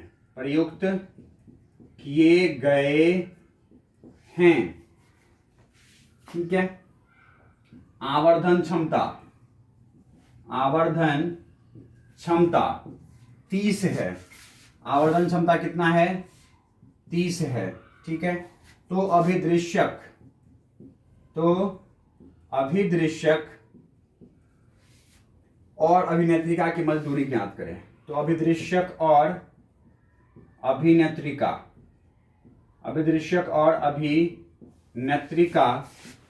के मध्य दूरी ज्ञात करें। ठीक है। बड़ा ही आसान सा सवाल है आपके लिए। दूरियां है ना, बहुत ही आसान सा सवाल है। क्या बच्चों, ये संयुक्त सूक्ष्मदर्शी है ना, तो आपका जो दोनों के बीच की दूरी है उसको हम लोग ट्यूब लंबाई बोलते हैं। और ट्यूब लंबाई बराबर क्या हो जाएगा? V note plus UE। ठीक है। अगर आपने इस क्लास में थ्योरी पढ़ रखा है तो ये बात आपको पता होगा कि जहां पर प्रतिबिंब बनता है हमारे पहले, है ना, अभिदृश्यक लेंस के कारण, वहीं से फिर सेकेंड वाले लेंस के लिए वो ऑब्जेक्ट की दूरी हो जाती है। तो पहले वाले कारण प्रतिबिंब की दूरी और दूसरे के कारण, है ना, ऑब्जेक्ट की दूरी, ये दोनों को जोड़ दोगे तो तुम्हें ट्यूब लंबाई मिल जाएगा। मतलब तुमको इस सवाल में तुमको V नोट निकालना है और UE निकालना है। ये दोनों निकल जाएगा तो आपका VL निकल जाएगा। ठीक है। अब इसमें देखिए दिया क्या क्या है। आपके संयुक्त सूक्ष्मदर्शी के निर्माण के लिए 1.22 सेंटीमीटर 5 सेंटीमीटर फोकस दूरियों के लेंस। तो संयुक्त सूक्ष्मदर्शी में सबसे पहले कौन सा लेंस होता है? अभिदृश्यक। और बाद में कौन सा होता है? अभिनेत्रिका। अभिदृश्यक लेंस का फोकस दे रखा है आपके पास भाई, इसमें दे रखा है, दिया गया है क्या? आपके पास FO दे रखा है कितना? 1.22 सेंटीमीटर। और आपके पास FE दे रखा है कितना? 5 सेंटीमीटर। ठीक है। और आवर्धन क्षमता दे रखी है आपके पास, M दे रखा है कितना? 30। ठीक है। और बाद बाकी आपसे पूछ रहा है, तो आप क्या करोगे? लेंस का सूत्र लगाओ। कौन सा सूत्र? लेंस का सूत्र। बोलो हाँ या ना। क्या होता है? 1/F बराबर में 1/V और -1/U। बोलो हाँ या ना। 1/F नोट बराबर में 1/V नोट, पहले वाले कारण। आगे बनेगा प्रतिबिंब माइनस, ऑब्जेक्ट कहां है उसका? पीछे, तो माइनस में 1UO आ जाएगा। कोई दिक्कत नहीं होना चाहिए। यस, पीछे उसका ऑब्जेक्ट रखा हुआ होता है। दिस इज योर सेकेंड समीकरण। आवर्धन क्षमता से तुम क्या ज्ञात कर लो? आवर्धन बराबर क्या होता है भाई? F नोट और बटा में FE होता है। क्या होता है? F नोट बटा में FE होता है। प्लस एक फॉर्मूला ये भी होता है भाई, ये होता है किसके लिए? दूरदर्शी के लिए। एक फॉर्मूला और होता है क्या? V नोट बटा में U नोट गुना में 1 + D बटा में FE। ये किसके लिए होता है? ये होता है भाई, ये होता है बच्चों दूरदर्शी के लिए, ये होता है संयुक्त सूक्ष्मदर्शी के लिए। तो 30 बराबर V नोट और बटा में U note multiply by 1 + D। D कितना होता है? ये है डिस्टिंक्ट। ठीक है। ये है बच्चों डिस्टिंक्ट विजन की डिस्टेंस। डिस्टिंक्ट का मतलब क्या है? स्पष्ट निकटतम दूरी की वैल्यू है ये। तो कैपिटल डी की वैल्यू कितनी होती है? 25 सेंटीमीटर। किसी भी स्वस्थ मानव के आंखों के लिए स्पष्ट निकटतम दूरी कितनी है? जहां तक वो देख सकता है, सबसे निकटतम वह दूरी जहां तक वो स्पष्ट देख सकता है किसी वस्तु को, वो कितना होता है? 25 सेंटीमीटर। और बटा में FE का वैल्यू आपके पास के लिए दे रखा है। FE का वैल्यू आपके लिए दे रखा है। कितना दे रखा है? FE का वैल्यू 5 दे रखा है। देखो FE का वैल्यू 5 दे रखा है। Yes, 5 centimetre. यहां से 5 से सेंटीमीटर को भाग करोगे तो कितना आंसर आएगा? 5 आएगा। तो यहां से आ जाएगा 30 बराबर में V नोट और बटा में U नोट मल्टीप्लाई बाय 1 + 5 से भाग के 25 को 5 आया, तो अंदर में कितना आ गया? 6। भी नोट बटा यू नोट, 6 को उधर भेज दो तो कितना हो जाएगा 30 और बटा में 6 बराबर में हो जाएगा भी नोट बटा में यू नोट। और यहां से भी नोट बराबर में कितना हो जाएगा 6 से भाग करोगे 30 को 5 आएगा और यू नोट इधर आ जाएगा तो हो जाएगा 5 यू नोट। कैलकुलेशन समझ में आई? समझ लेना भाई, 5 और 1 6 को मैं इधर भेज दिया तो 30 बटा में 6, इधर क्या बच गया भी नोट बटा में यू नोट। इतना फास्ट होना पड़ेगा कैलकुलेशन से, आप 12th के बच्चे हैं। तो यहां से भी नोट बराबर क्या हो जाएगा यू नोट इधर आ जाएगा, सॉरी यू नोट इधर यहां पे आएगा तो 6 पंचे 30, 5 गुना में यू नोट है ना। अब इसको लाके यहां रख लो तो क्या हो जाएगा 1 बटा में एफ नोट बराबर में, एफ नोट आपके पास दे रखा है 1 बटा में भी नोट, भी नोट बराबर क्या लिखोगे 5 यू नोट, तो 5 यू नोट माइनस, और माइनस माइनस क्या हो जाएगा प्लस, और 1 बटा में यू नोट, बोलो है ना। एफ नोट आपके पास दे रखा है, यहां से सोल्व करोगे तो आपका वैल्यू क्या आ जाएगा, किसका वैल्यू आ जाएगा यू नोट का आ जाएगा। और अगर यू नोट आ गया आपके पास तो और क्या आ जाएगा आपके पास भी नोट, तो यहां से किसका वैल्यू कैलकुलेट कर लोगे यू नोट का, क्योंकि आपके पास एफ नोट दे रखा है ना, तो यहां से कैलकुलेशन करके किसका वैल्यू निकल जाएगा तुमको यू नोट का। तो चलो तुम्हारा यू नोट निकल गया, और यू नोट निकला तुम्हें क्या निकल गया भी नोट, तुम्हें एक वैल्यू तो मिल गई है। अब तुमको क्या चाहिए यूई चाहिए, चलो यूई ज्ञात करते हैं हम लोग इसी तरीके से। भाई मैं ज्ञात करके बताऊंगा नहीं है ना, इतना कैलकुलेशन नहीं करने वाले हम लोग। चलो आ जाओ, अब आते हैं हम लोग किसके लिए अभिनेत्रिका लेंस के लिए। तो कितना आ जाएगा 1 बटा में एफ ई बराबर में 1 बटा में भी ई माइनस 1 बटा में यूई। बच्चों आपको पता है यहां पर अस्पष्ट दूरी पर जो है ना तुम बनाओगे, तुम्हारा अस्पष्ट दूरी, अस्पष्ट निकटतम दूरी पर तुम प्रतिबिंब बनाओ, किसके लिए संयुक्त सूक्ष्मदर्शी के लिए। तो तुम्हारा प्रतिबिंब भी उस लेंस से पीछे ही बनेगा, तो माइनस भी माइनस, और यूई तुम्हारा पीछे है तो माइनस यूई, बोलो हाँ है ना। यस, एफ ई का वैल्यू तुम्हारे पास दे रखा है, एफ ई का वैल्यू उसमें दे रखा है, और भी का वैल्यू क्या होता है अस्पष्ट निकटतम दूरी, तो उसका वैल्यू हो जाएगा कितना बच्चों, कितना हो जाएगा -25 सेंटीमीटर है ना। और माइनस माइनस यहां से क्या बन जाएगा प्लस, और 1 बटा में यूई, इसका वैल्यू तुम्हारे पास दे रखा है, एफ ई का वैल्यू दे रखा है 25 सेंटीमीटर, ये आ ही चुका है। यहां से क्या निकालोगे तुम्हारा यूई निकाल लोगे, ठीक है यूई आ जाएगा। और फिर तुम यहां से ट्यूब लंबाई एल ज्ञात कर लोगे, जिसका वैल्यू रख करके एफ नोट का और सॉरी भी नोट का और यूई का वैल्यू रख करके, ठीक है तुम्हारे पास आंसर आ जाएगा। कोई दिक्कत? शायद से मेरा इसका आंसर सोल्व किया हुआ है, मैं इसका आंसर बता देता हूं आपको। वो आएगा बच्चों 12.17 सेंटीमीटर, ठीक है देख लीजिएगा आप, चेक कर लीजिएगा, ठीक है। चलिए समझ में आ गई अभी सवाल आपसे, बहुत आसान सवाल था, आगे बढ़े हैं। चलिए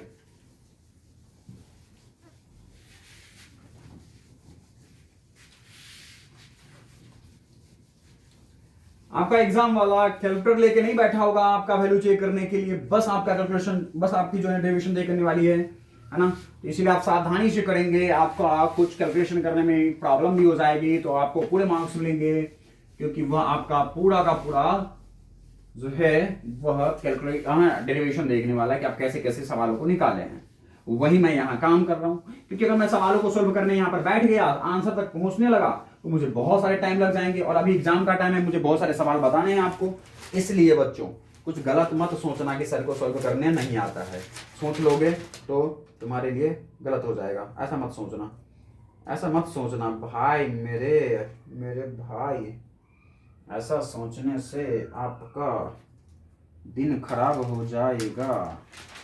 नेक्स्ट सवाल लो, नेक्स्ट सवाल लो भाई, एक बड़ा ही अच्छा सा प्यारा सा सवाल ले लो, और है ना, क्या किसी कुंडली से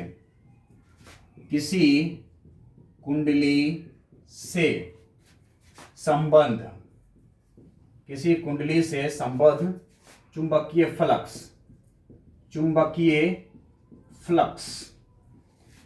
फ्लक्स फाई समय t पर निम्न रूप से, ठीक है निम्न रूप से निर्भर है, निम्न रूप से निर्भर है भाई।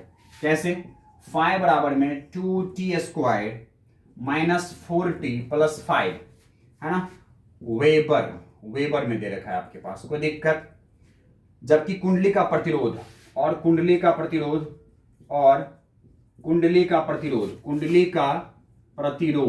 ठीक है कितना दे रखा है आपके पास 2 ओम दे रखा है, ठीक है भाई। तो आपसे कह रहा है ज्ञात कीजिए, क्या ज्ञात कीजिए? पहला पॉइंट दे रखा है आपके पास कि t बराबर 1 सेकेंड पर 1 सेकेंड पर प्रेरित प्रेरित वोल्टता, प्रेरित वोल्टता।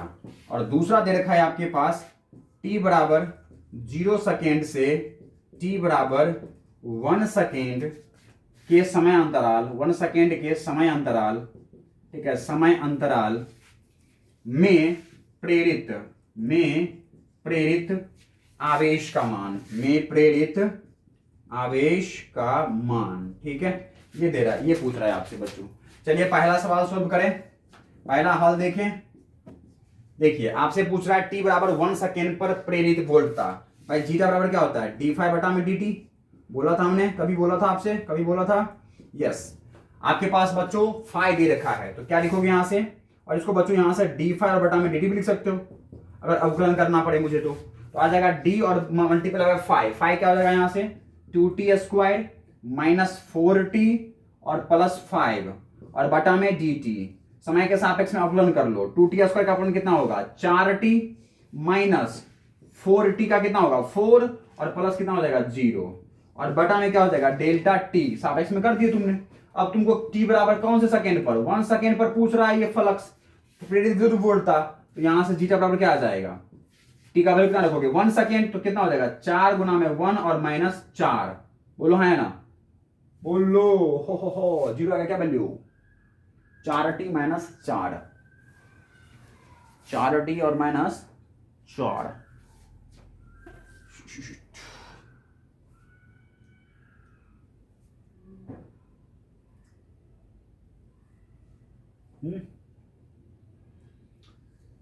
बच्चों प्रेरित विद्युत वाहक वोल्टेज बराबर 1 सेकेंड पर प्रेरित वोल्टता का वैल्यू आ गया आपका zeta is equals to d5 बटा dt 2t square minus 4t plus 5। सवाल सही लिखा हुआ है 2t square minus 4t plus 5।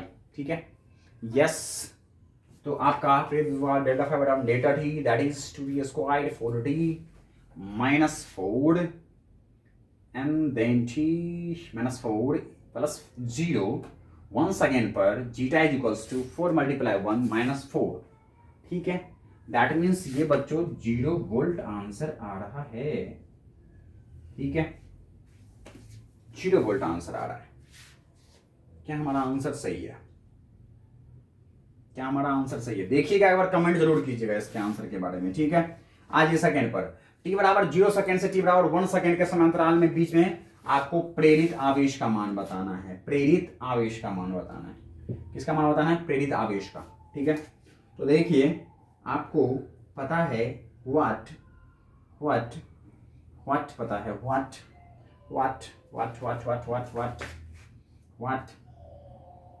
बच्चों जीटा बराबर में क्या होता है, विद्युत वाहक बराबर क्या होता है भाई, जीटा बराबर क्या होता है, भी बराबर क्या होता है आई गुना में आर होता है क्या, होता है क्या?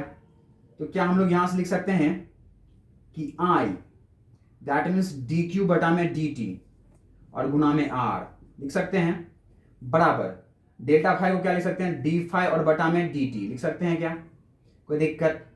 r को इधर ले आओ तो क्या हो जाएगा dq और बटा में dt और बराबर में क्या हो जाएगा d5 बटा में dt और r इधर आ जाएगा, क्या हो जाएगा गुना में r आ जाएगा। बोलो है ना, dt से dt कैंसिल, तो बच्चों यहां से dq का वैल्यू क्या आ जाएगा d5 और गुना में r आएगा क्या, d5 और गुना में r। बोलो है ना, d5 क्या होगा बच्चों होगा phi 2 और माइनस phi 1। बोलो हाँ या ना, होगा और गुना में क्या हो जाएगा r।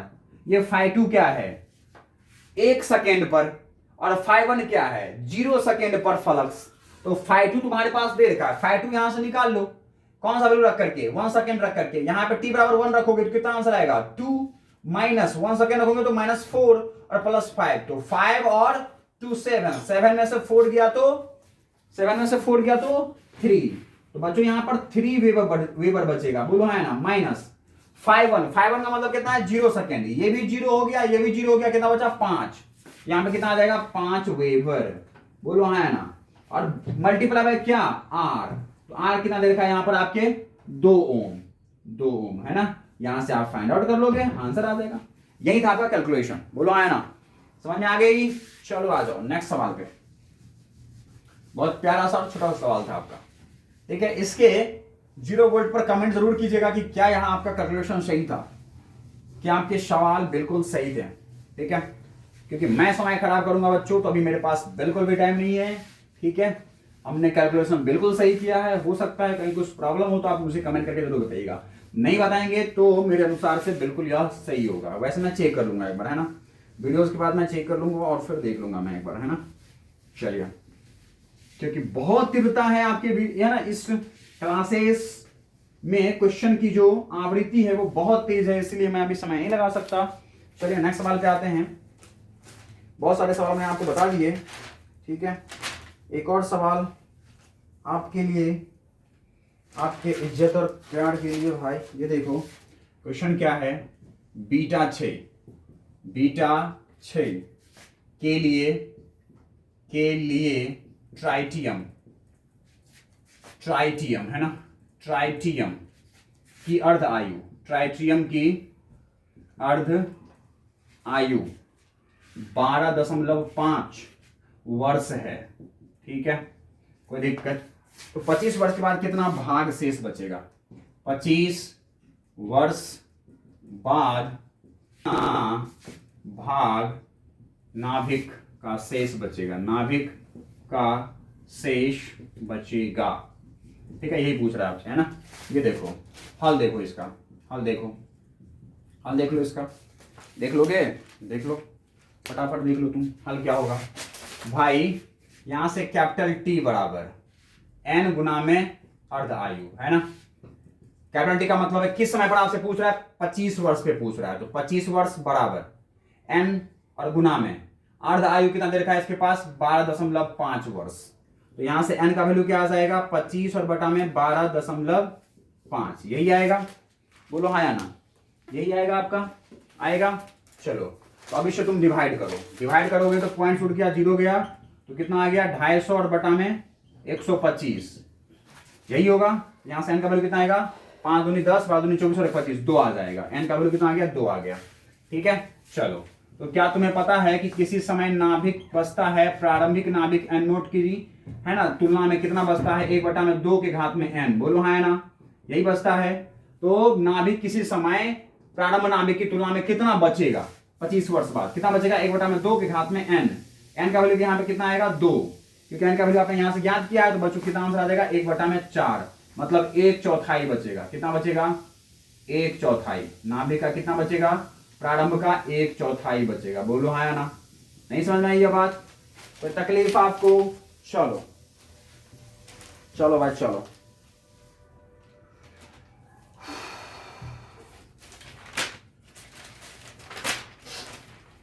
चलो एक बहुत प्यारा सा सवाल आपके लिए। ठीक है, बहुत प्यारा सा सवाल, देखना।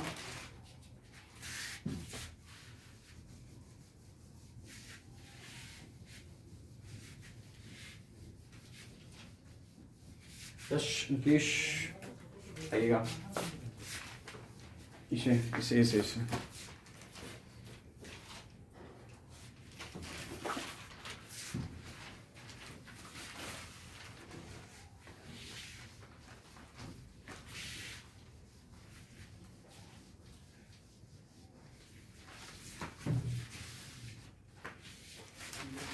देखिए बच्चों, सवाल क्या है आपका, सवाल है कि आपके पास एक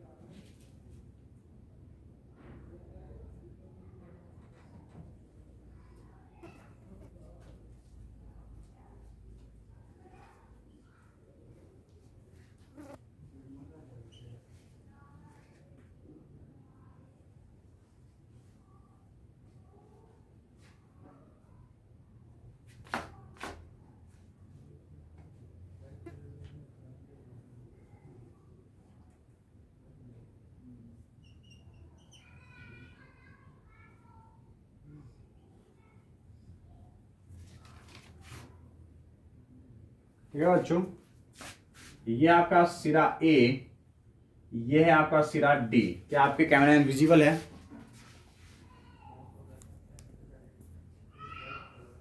ठीक है बच्चों, ये आपका ए सिरा और ये आपका डी सिरा है। ठीक है, सभी का जो है वह प्रतिरोध कितना दे रखा है? 8 ओम। ठीक है, 8 ओम है। ठीक है, सभी का प्रतिरोध कितना दे रखा है? 8 ओम। और इसमें कितने प्रतिरोध लगाए गए हैं? 12। आप गिन के देख लीजिए, 1 2 3 4 5 6 7 8 9 10 11। ओहो, 1 2 3 4 5 6 7 8 9 10 11, 12वां कहां गया? यस,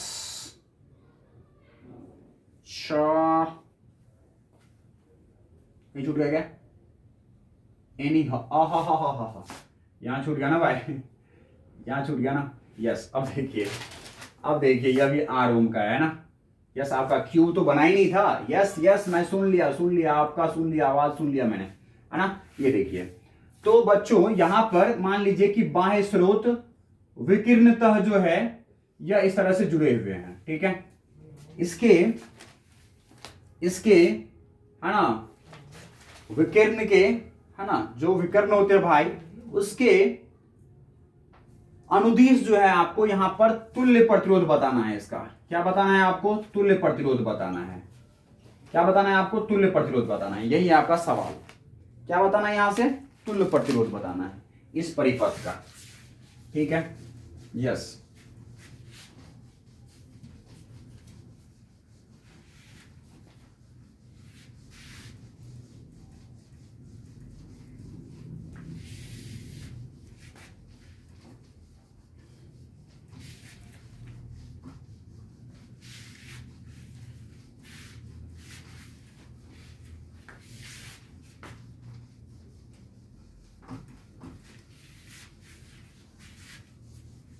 ये एडी के अनुदिश आपको क्या बताना है? तुल्य प्रतिरोध बताना है। ठीक है, तो कैसे करोगे? देखो, मान लिया हमने यहां पर कोई विद्युत वाहक बल जीटा लगा हुआ था और यहां से मान लो 3 एम्पियर का धारा प्रवाह हो रहा था।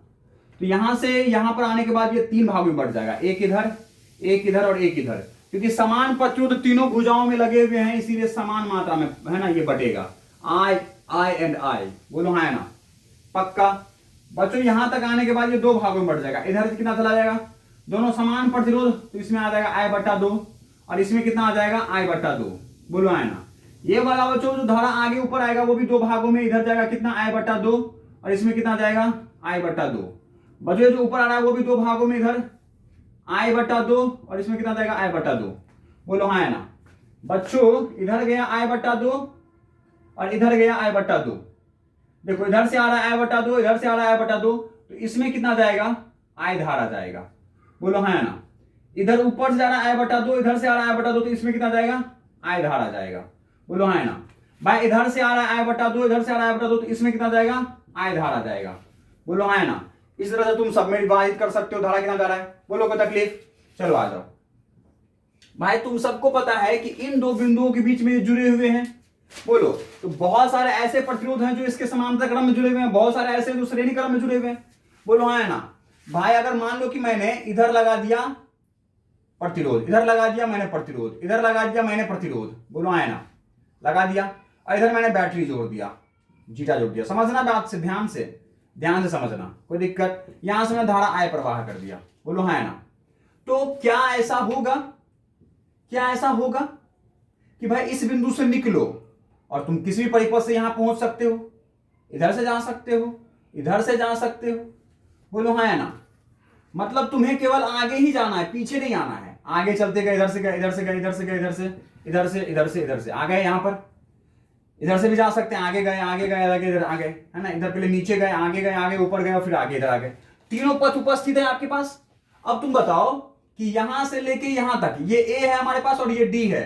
इसी एडी के अक्रॉस में तुम्हारा, है ना, एक क्या जुड़ा हुआ है? बैटरी। तो क्या तुम बताओ कि एडी का जो विभवांतर होगा, ठीक है, एडी का जो विभवांतर होगा, जो VAD होगा, क्या वह जीटा के बराबर होगा? भाई ये दोनों समांतर परिपथ, तो ए से लेके डी तक जो भी विभवांतर होगा क्या वो जीटा के बराबर होगा? Yes sir. जल्दी से तुम मुझे बताओ कि ए से लेके ए और इस भुजा को मैं नामता हूं बी, ए बी डी, क्या इसका विभांतर ए सी डी और ए ई डी के बराबर होगा क्या? इसका विभांतर इसके विभांतर के बराबर और इसका विभांतर इसके विभांतर के बराबर। बोलो हाँ है ना? मतलब ये सारे क्या है, समांतर क्रम में जुड़े हुए हैं। बोलो ऐसा ही यहां पे रूल लगा लो। तुम बैटरी से निकलो और किसी भी परिपथ से चलते हुए चले जाओ, यहां से होते हुए यहां से होते हुए यहां से होते हुए डी बिंदु पे पहुंच जाओ। बोलो हाँ है ना? तो तुम क्या लगाओगे यहां से, है ना, विभव बराबर जीटा बराबर क्या होता है, धारा गुना में प्रतिरोध। तो यहां से तुम निकले, इसमें धारा कितना धारा है आई, और प्रतिरोध कितना है कैपिटल आर प्लस। आगे बढ़े तुम, इसमें धारा कितना धारा है आई बटा 2 और प्रतिरोध कितना है आर, आई बटा 2 और गुना में कैपिटल आर प्लस।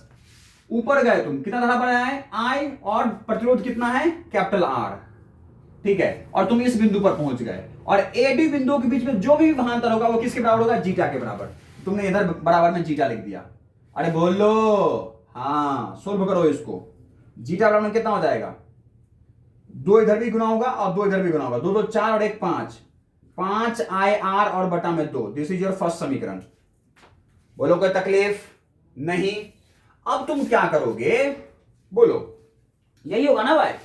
अब तुम क्या करोगे बच्चों, यहां पे भी ऐसे ही करते, ऐसे जाते जाते जाते जाते, अब तुम इस 2 बिंदुओं का जो विभांतर है वो इसके बराबर होता, तो तुम लिखते इसमें जाने वाला धारा और गुना में इसका प्रतिरोध, तो वो जो भी विभांतर होगा वो इसके विभांतर के बराबर होगा, लिखते तुम ऐसा।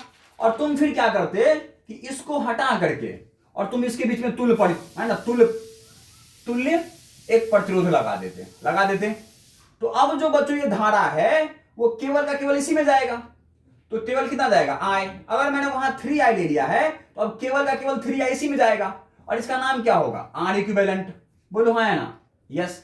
तो अब मैं ऐसा ही कर रहा हूं, ये पूरे को मिटा लूं और इसके बीच में हम एक प्रतिरोध लगा दें, एक प्रतिरोध लगा दें। ये लो, कितने प्रतिरोध लगा दें हम लोग, इनके बीच में एक प्रतिरोध, ठीक है। इसके बीच में मैं डायरेक्ट एक प्रतिरोध लगा दिया। बोलो है ना? जिसका नाम क्या होगा आर इक्विवेलेंट होगा। और यहां से धारा जब जो 3 एम्पियर निकल रहा है वो केवल का केवल इसी में जाएगा और यहां से निकलेगा और यहां से आ जाएगा। बोलो है ना?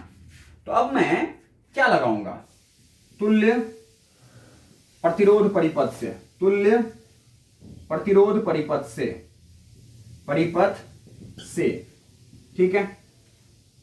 क्या आ जाएगा, जीटा बराबर में आई कितना प्रभाव हो रहा है 3i। बोलो हाँ है ना? और गुना में आर क्या है यहां पर आर इक्विवेलेंट। भाई इस दोनों के बीच में कितना धारा प्रभाव हो रहा है 3i, प्रतिरोध कितना है आर इक्विवेलेंट, और इस दोनों के बीच में जितना विभांतर होगा वो किसके बराबर होगा, जीटा के बराबर। बोलो हाँ है ना? होगा। तो यहां से आर, अब तुम इसका नाम दे दो सेकेंड समीकरण और फर्स्ट और सेकेंड की तुलना करो, इधर भी बायां पक्ष इधर भी बायां पक्ष दोनों बराबर है क्या? बोलो तो फर्स्ट एवं सेकेंड समीकरण की तुलना से क्या आता है, तो तुलना से आ जाएगा आपके पास 5ir है ना, 5ir बटा में 2 और बराबर में क्या i 3i और गुना में r इक्विवेलेंट आएगा क्या? यस। यहां i से i कैंसिल, r इक्विवेलेंट बराबर यहां से क्या आ जाएगा 2, तुमने 3 को इधर भेज दिया तो ये इधर गुना में जाएगा तो भाग में आ जाएगा, तो कितना हो जाएगा 5 और बटा में 6। क्या बचा तुम्हारा कैपिटल R। बोलो हाँ या ना? R इक्विवेलेंट बराबर, तो तुम्हारा आंसर क्या आ गया R इक्विवेलेंट बराबर 5/6R।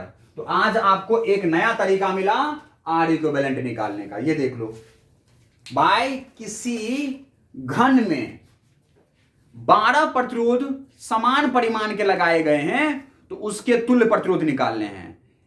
अगर बाह्य परिपथ विकिरणतः, उस घन के विकिरणतः जुड़े गए हैं, विकिरण के अनुदेश जोड़े गए हैं, तो ठीक है, मतलब एडी बिंदुओं के बीच अगर जोड़े गए हो तो आर तुल्य कितना होगा, और ये हो जाएगा 5/6R।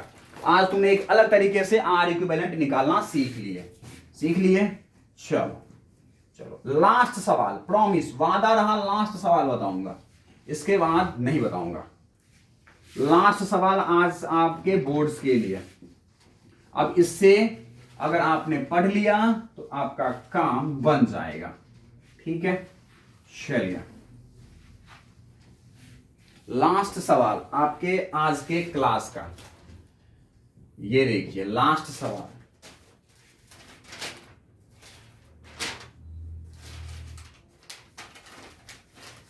बड़ा ही अच्छा सा सवाल है, ठीक है, बड़ा अच्छा सा सवाल है बच्चों। ये देखिएगा क्या कि कोई पर्दा किसी बिंब से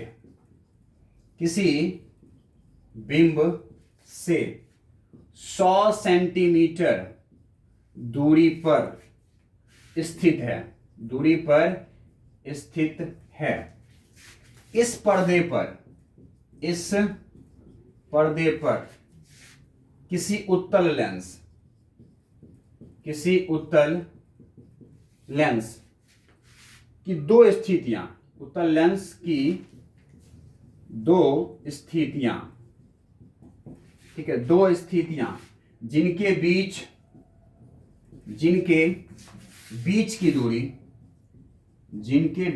की दूरी 20 सेंटीमीटर है, ठीक है, के लिए प्रतिबिंब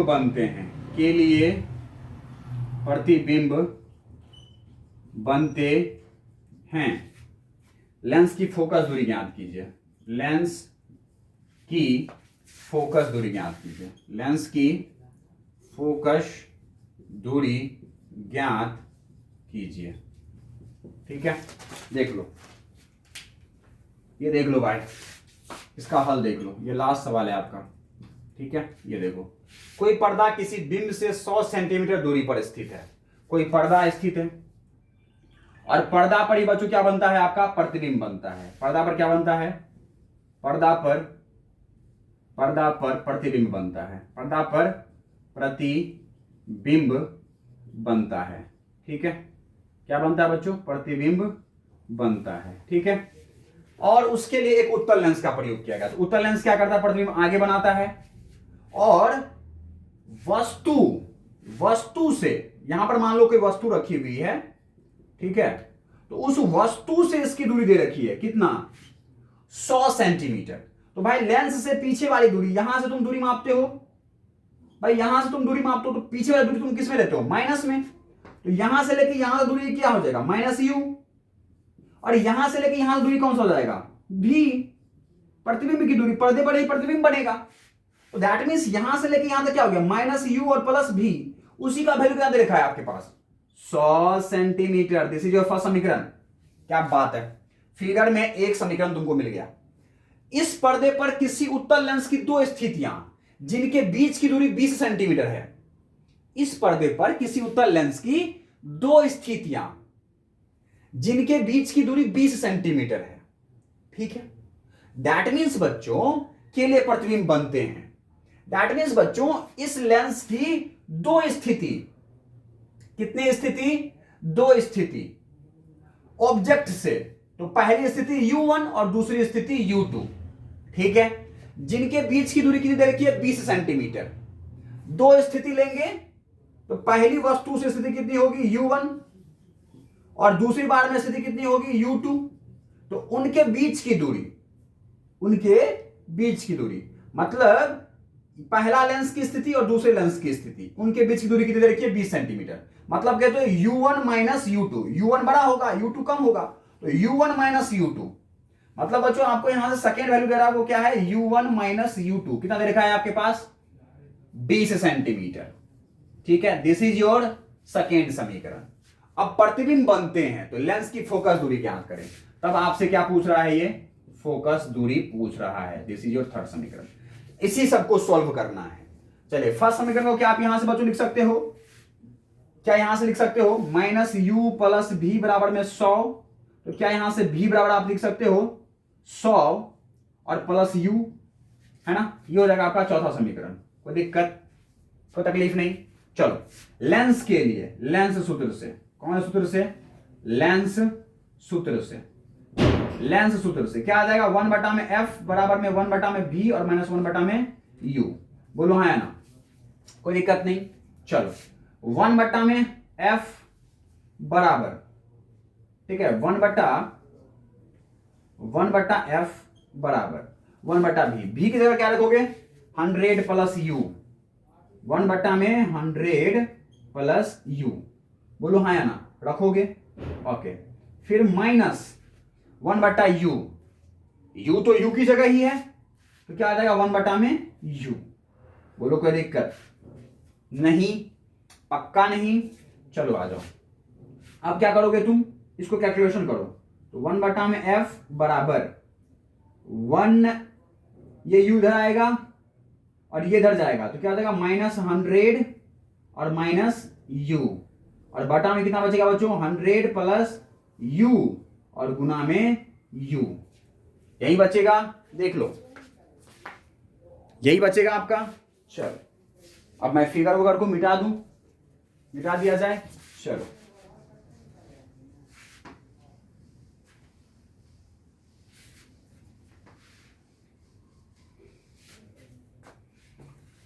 तो क्या आएगा आपके पास, 1/f बराबर, है ना बच्चों, u से u कैंसिल हो गया आपका, है ना, u से u क्या हो गया आपका, कैंसिल, कैंसिल हो गया।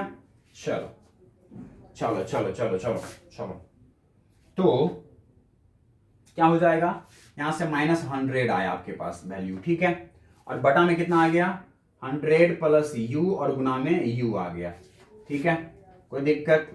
इसको क्या करो, इसको इधर लेके आओ, तो कितना हो जाएगा, 100 गुना में u और प्लस u गुना में u स्क्वायर बराबर, इधर कितना बचेगा -100f, इसको तुम इधर लेके आओगे तो कितना हो जाएगा 100u प्लस u स्क्वायर और प्लस में 100f बराबर में कितना हो गया 0। दिस इज योर फिफ्थ समीकरण।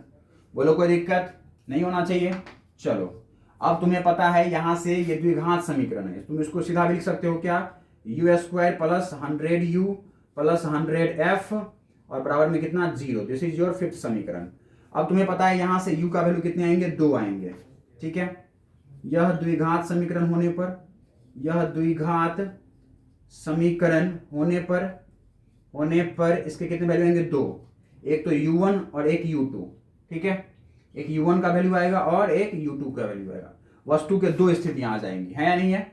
चलो चलो भाई, तो तुम्हें पता है अगर ये द्विघात समीकरण है तो उसके किससे बच्चों, योग से, है ना, क्या भाई इसके क्या आएंगे आपके पास, इसके वैल्यूज आएंगे ना, u1 u2 का वैल्यू आएगा तुम्हारे पास, ये इसके जो है ना वैल्यूज आएंगे, आपके रूट्स आएंगे, ठीक है, उस रूट्स का, ठीक है, वर्ग का, ठीक है, वर्ग का योग करने पर, वर्ग का योग करने पर, ठीक है, उसके रूट्स को योग करोगे बच्चों तो क्या आ जाएगा, 2 वैल्यू जाएंगे u1 और u2, तो u1 प्लस u2 बराबर क्या हो जाएगा, u1 प्लस u2 बराबर क्या होता है -b/a, तो -b कितना है -100 और बटा में a का वैल्यू 1। देखिए u स्क्वायर का कोफिशिएंट कितना है 1 है और u का कोफिशिएंट कितना है 100 है, इसी को b बोलते हो, इसी को a बोलते हो और इस पूरे को c बोलते हो। तो भाई वर्गों का जो आपके पास वर्ग आते हैं, ठीक है ना, जो आपके रूट्स आते हैं, वो उस वर्ग का जब योग करते हो तो क्या होता है u1 प्लस u2 बराबर -b/a, एक, तो ये तुम्हारा समीकरण हो गया 6, और फिर उनके रूट्स का गुणनफल, रूट्स का क्या करते हो गुणनफल, मैं यहां लिखता हूं, ठीक है, वर्ग का गुणनफल, वर्ग का क्या करने पर, गुणनफल करने पर, है ना, वर्ग का क्या करने पर, गुणनफल करने पर क्या आ जाएगा, u1 गुना में u2 बराबर में क्या होता है c/a, c कितना है तुम्हारा 100f और बटा में a तो 1 है, ये तुम्हारा कौन सा समीकरण हो गया, 7वां समीकरण। बोलो कोई दिक्कत, चलो कोई दिक्कत नहीं। और तुम उससे पहले लिख ही रखे थे कितना, u1 माइनस u2 का वैल्यू कितना लिख रखे थे 20 सेंटीमीटर, वो तुम्हारा कौन सा समीकरण था, सेकंड समीकरण था। चलो आ जाओ, ऐसा करो तुम सेकंड वाले समीकरण को और छठे वाले समीकरण को जोड़ो, सेकंड जोड़ कौन सा, सेकंड जोड़ 6th समीकरण, तो क्या आएगा, देखो u1 और तुम्हारा u1 जुड़ जाएंगे तो कितना आ जाएगा 2u1 और u2 से u2 कैंसिल जोड़ने पे बराबर, इधर 20 सेंटीमीटर इधर -100 सेंटीमीटर, कितना बचेगा -80 सेंटीमीटर। बोलो हाँ है ना, तो यहां से u1 का वैल्यू क्या आ जाएगा भाई -40 सेंटीमीटर आ गया। दिस इज योर 8th समीकरण। अब तुम क्या करो, सेकेंड और 6th समीकरण को क्या करो, घटाओ, ठीक है, कैलकुलेशन समझते जाना। सिक्स्थ मैं क्या करूँ अब, इधर मिटा दूं, इधर कैलकुलेशन कर चुका हूं, इधर मैं मिटा दूं अब। चलो, तो फिर आपकी जो कैलकुलेशन है वो सीधा दिखने लगेगी। ये लो, अब आ जाओ सिक्स्थ एवं सेकेंड, सिक्स्थ घटाओ सेकेंड, तो फिर क्या आएगा भाई, घटाओगे तो इतना माइनस इतना, है ना, इतना माइनस आए तो u1 से u1 कैंसिल, कौन हो जाएगा माइनस u2 जुड़ जाएंगे, ये कितना हो जाएगा -2u2 बराबर, या फिर सिक्स्थ माइनस सेकेंड की हो ना तो प्लस में 2u2 आएगा, बोलो है ना, बराबर -100 -20, कितना आंसर आ जाएगा -120 सेंटीमीटर। तो यहां से u2 बराबर कितना आ जाएगा -60 सेंटीमीटर आ गया। दिस इज योर 9th समीकरण, कोई दिक्कत नहीं होना चाहिए। अब तुम क्या 8th एवं 9th को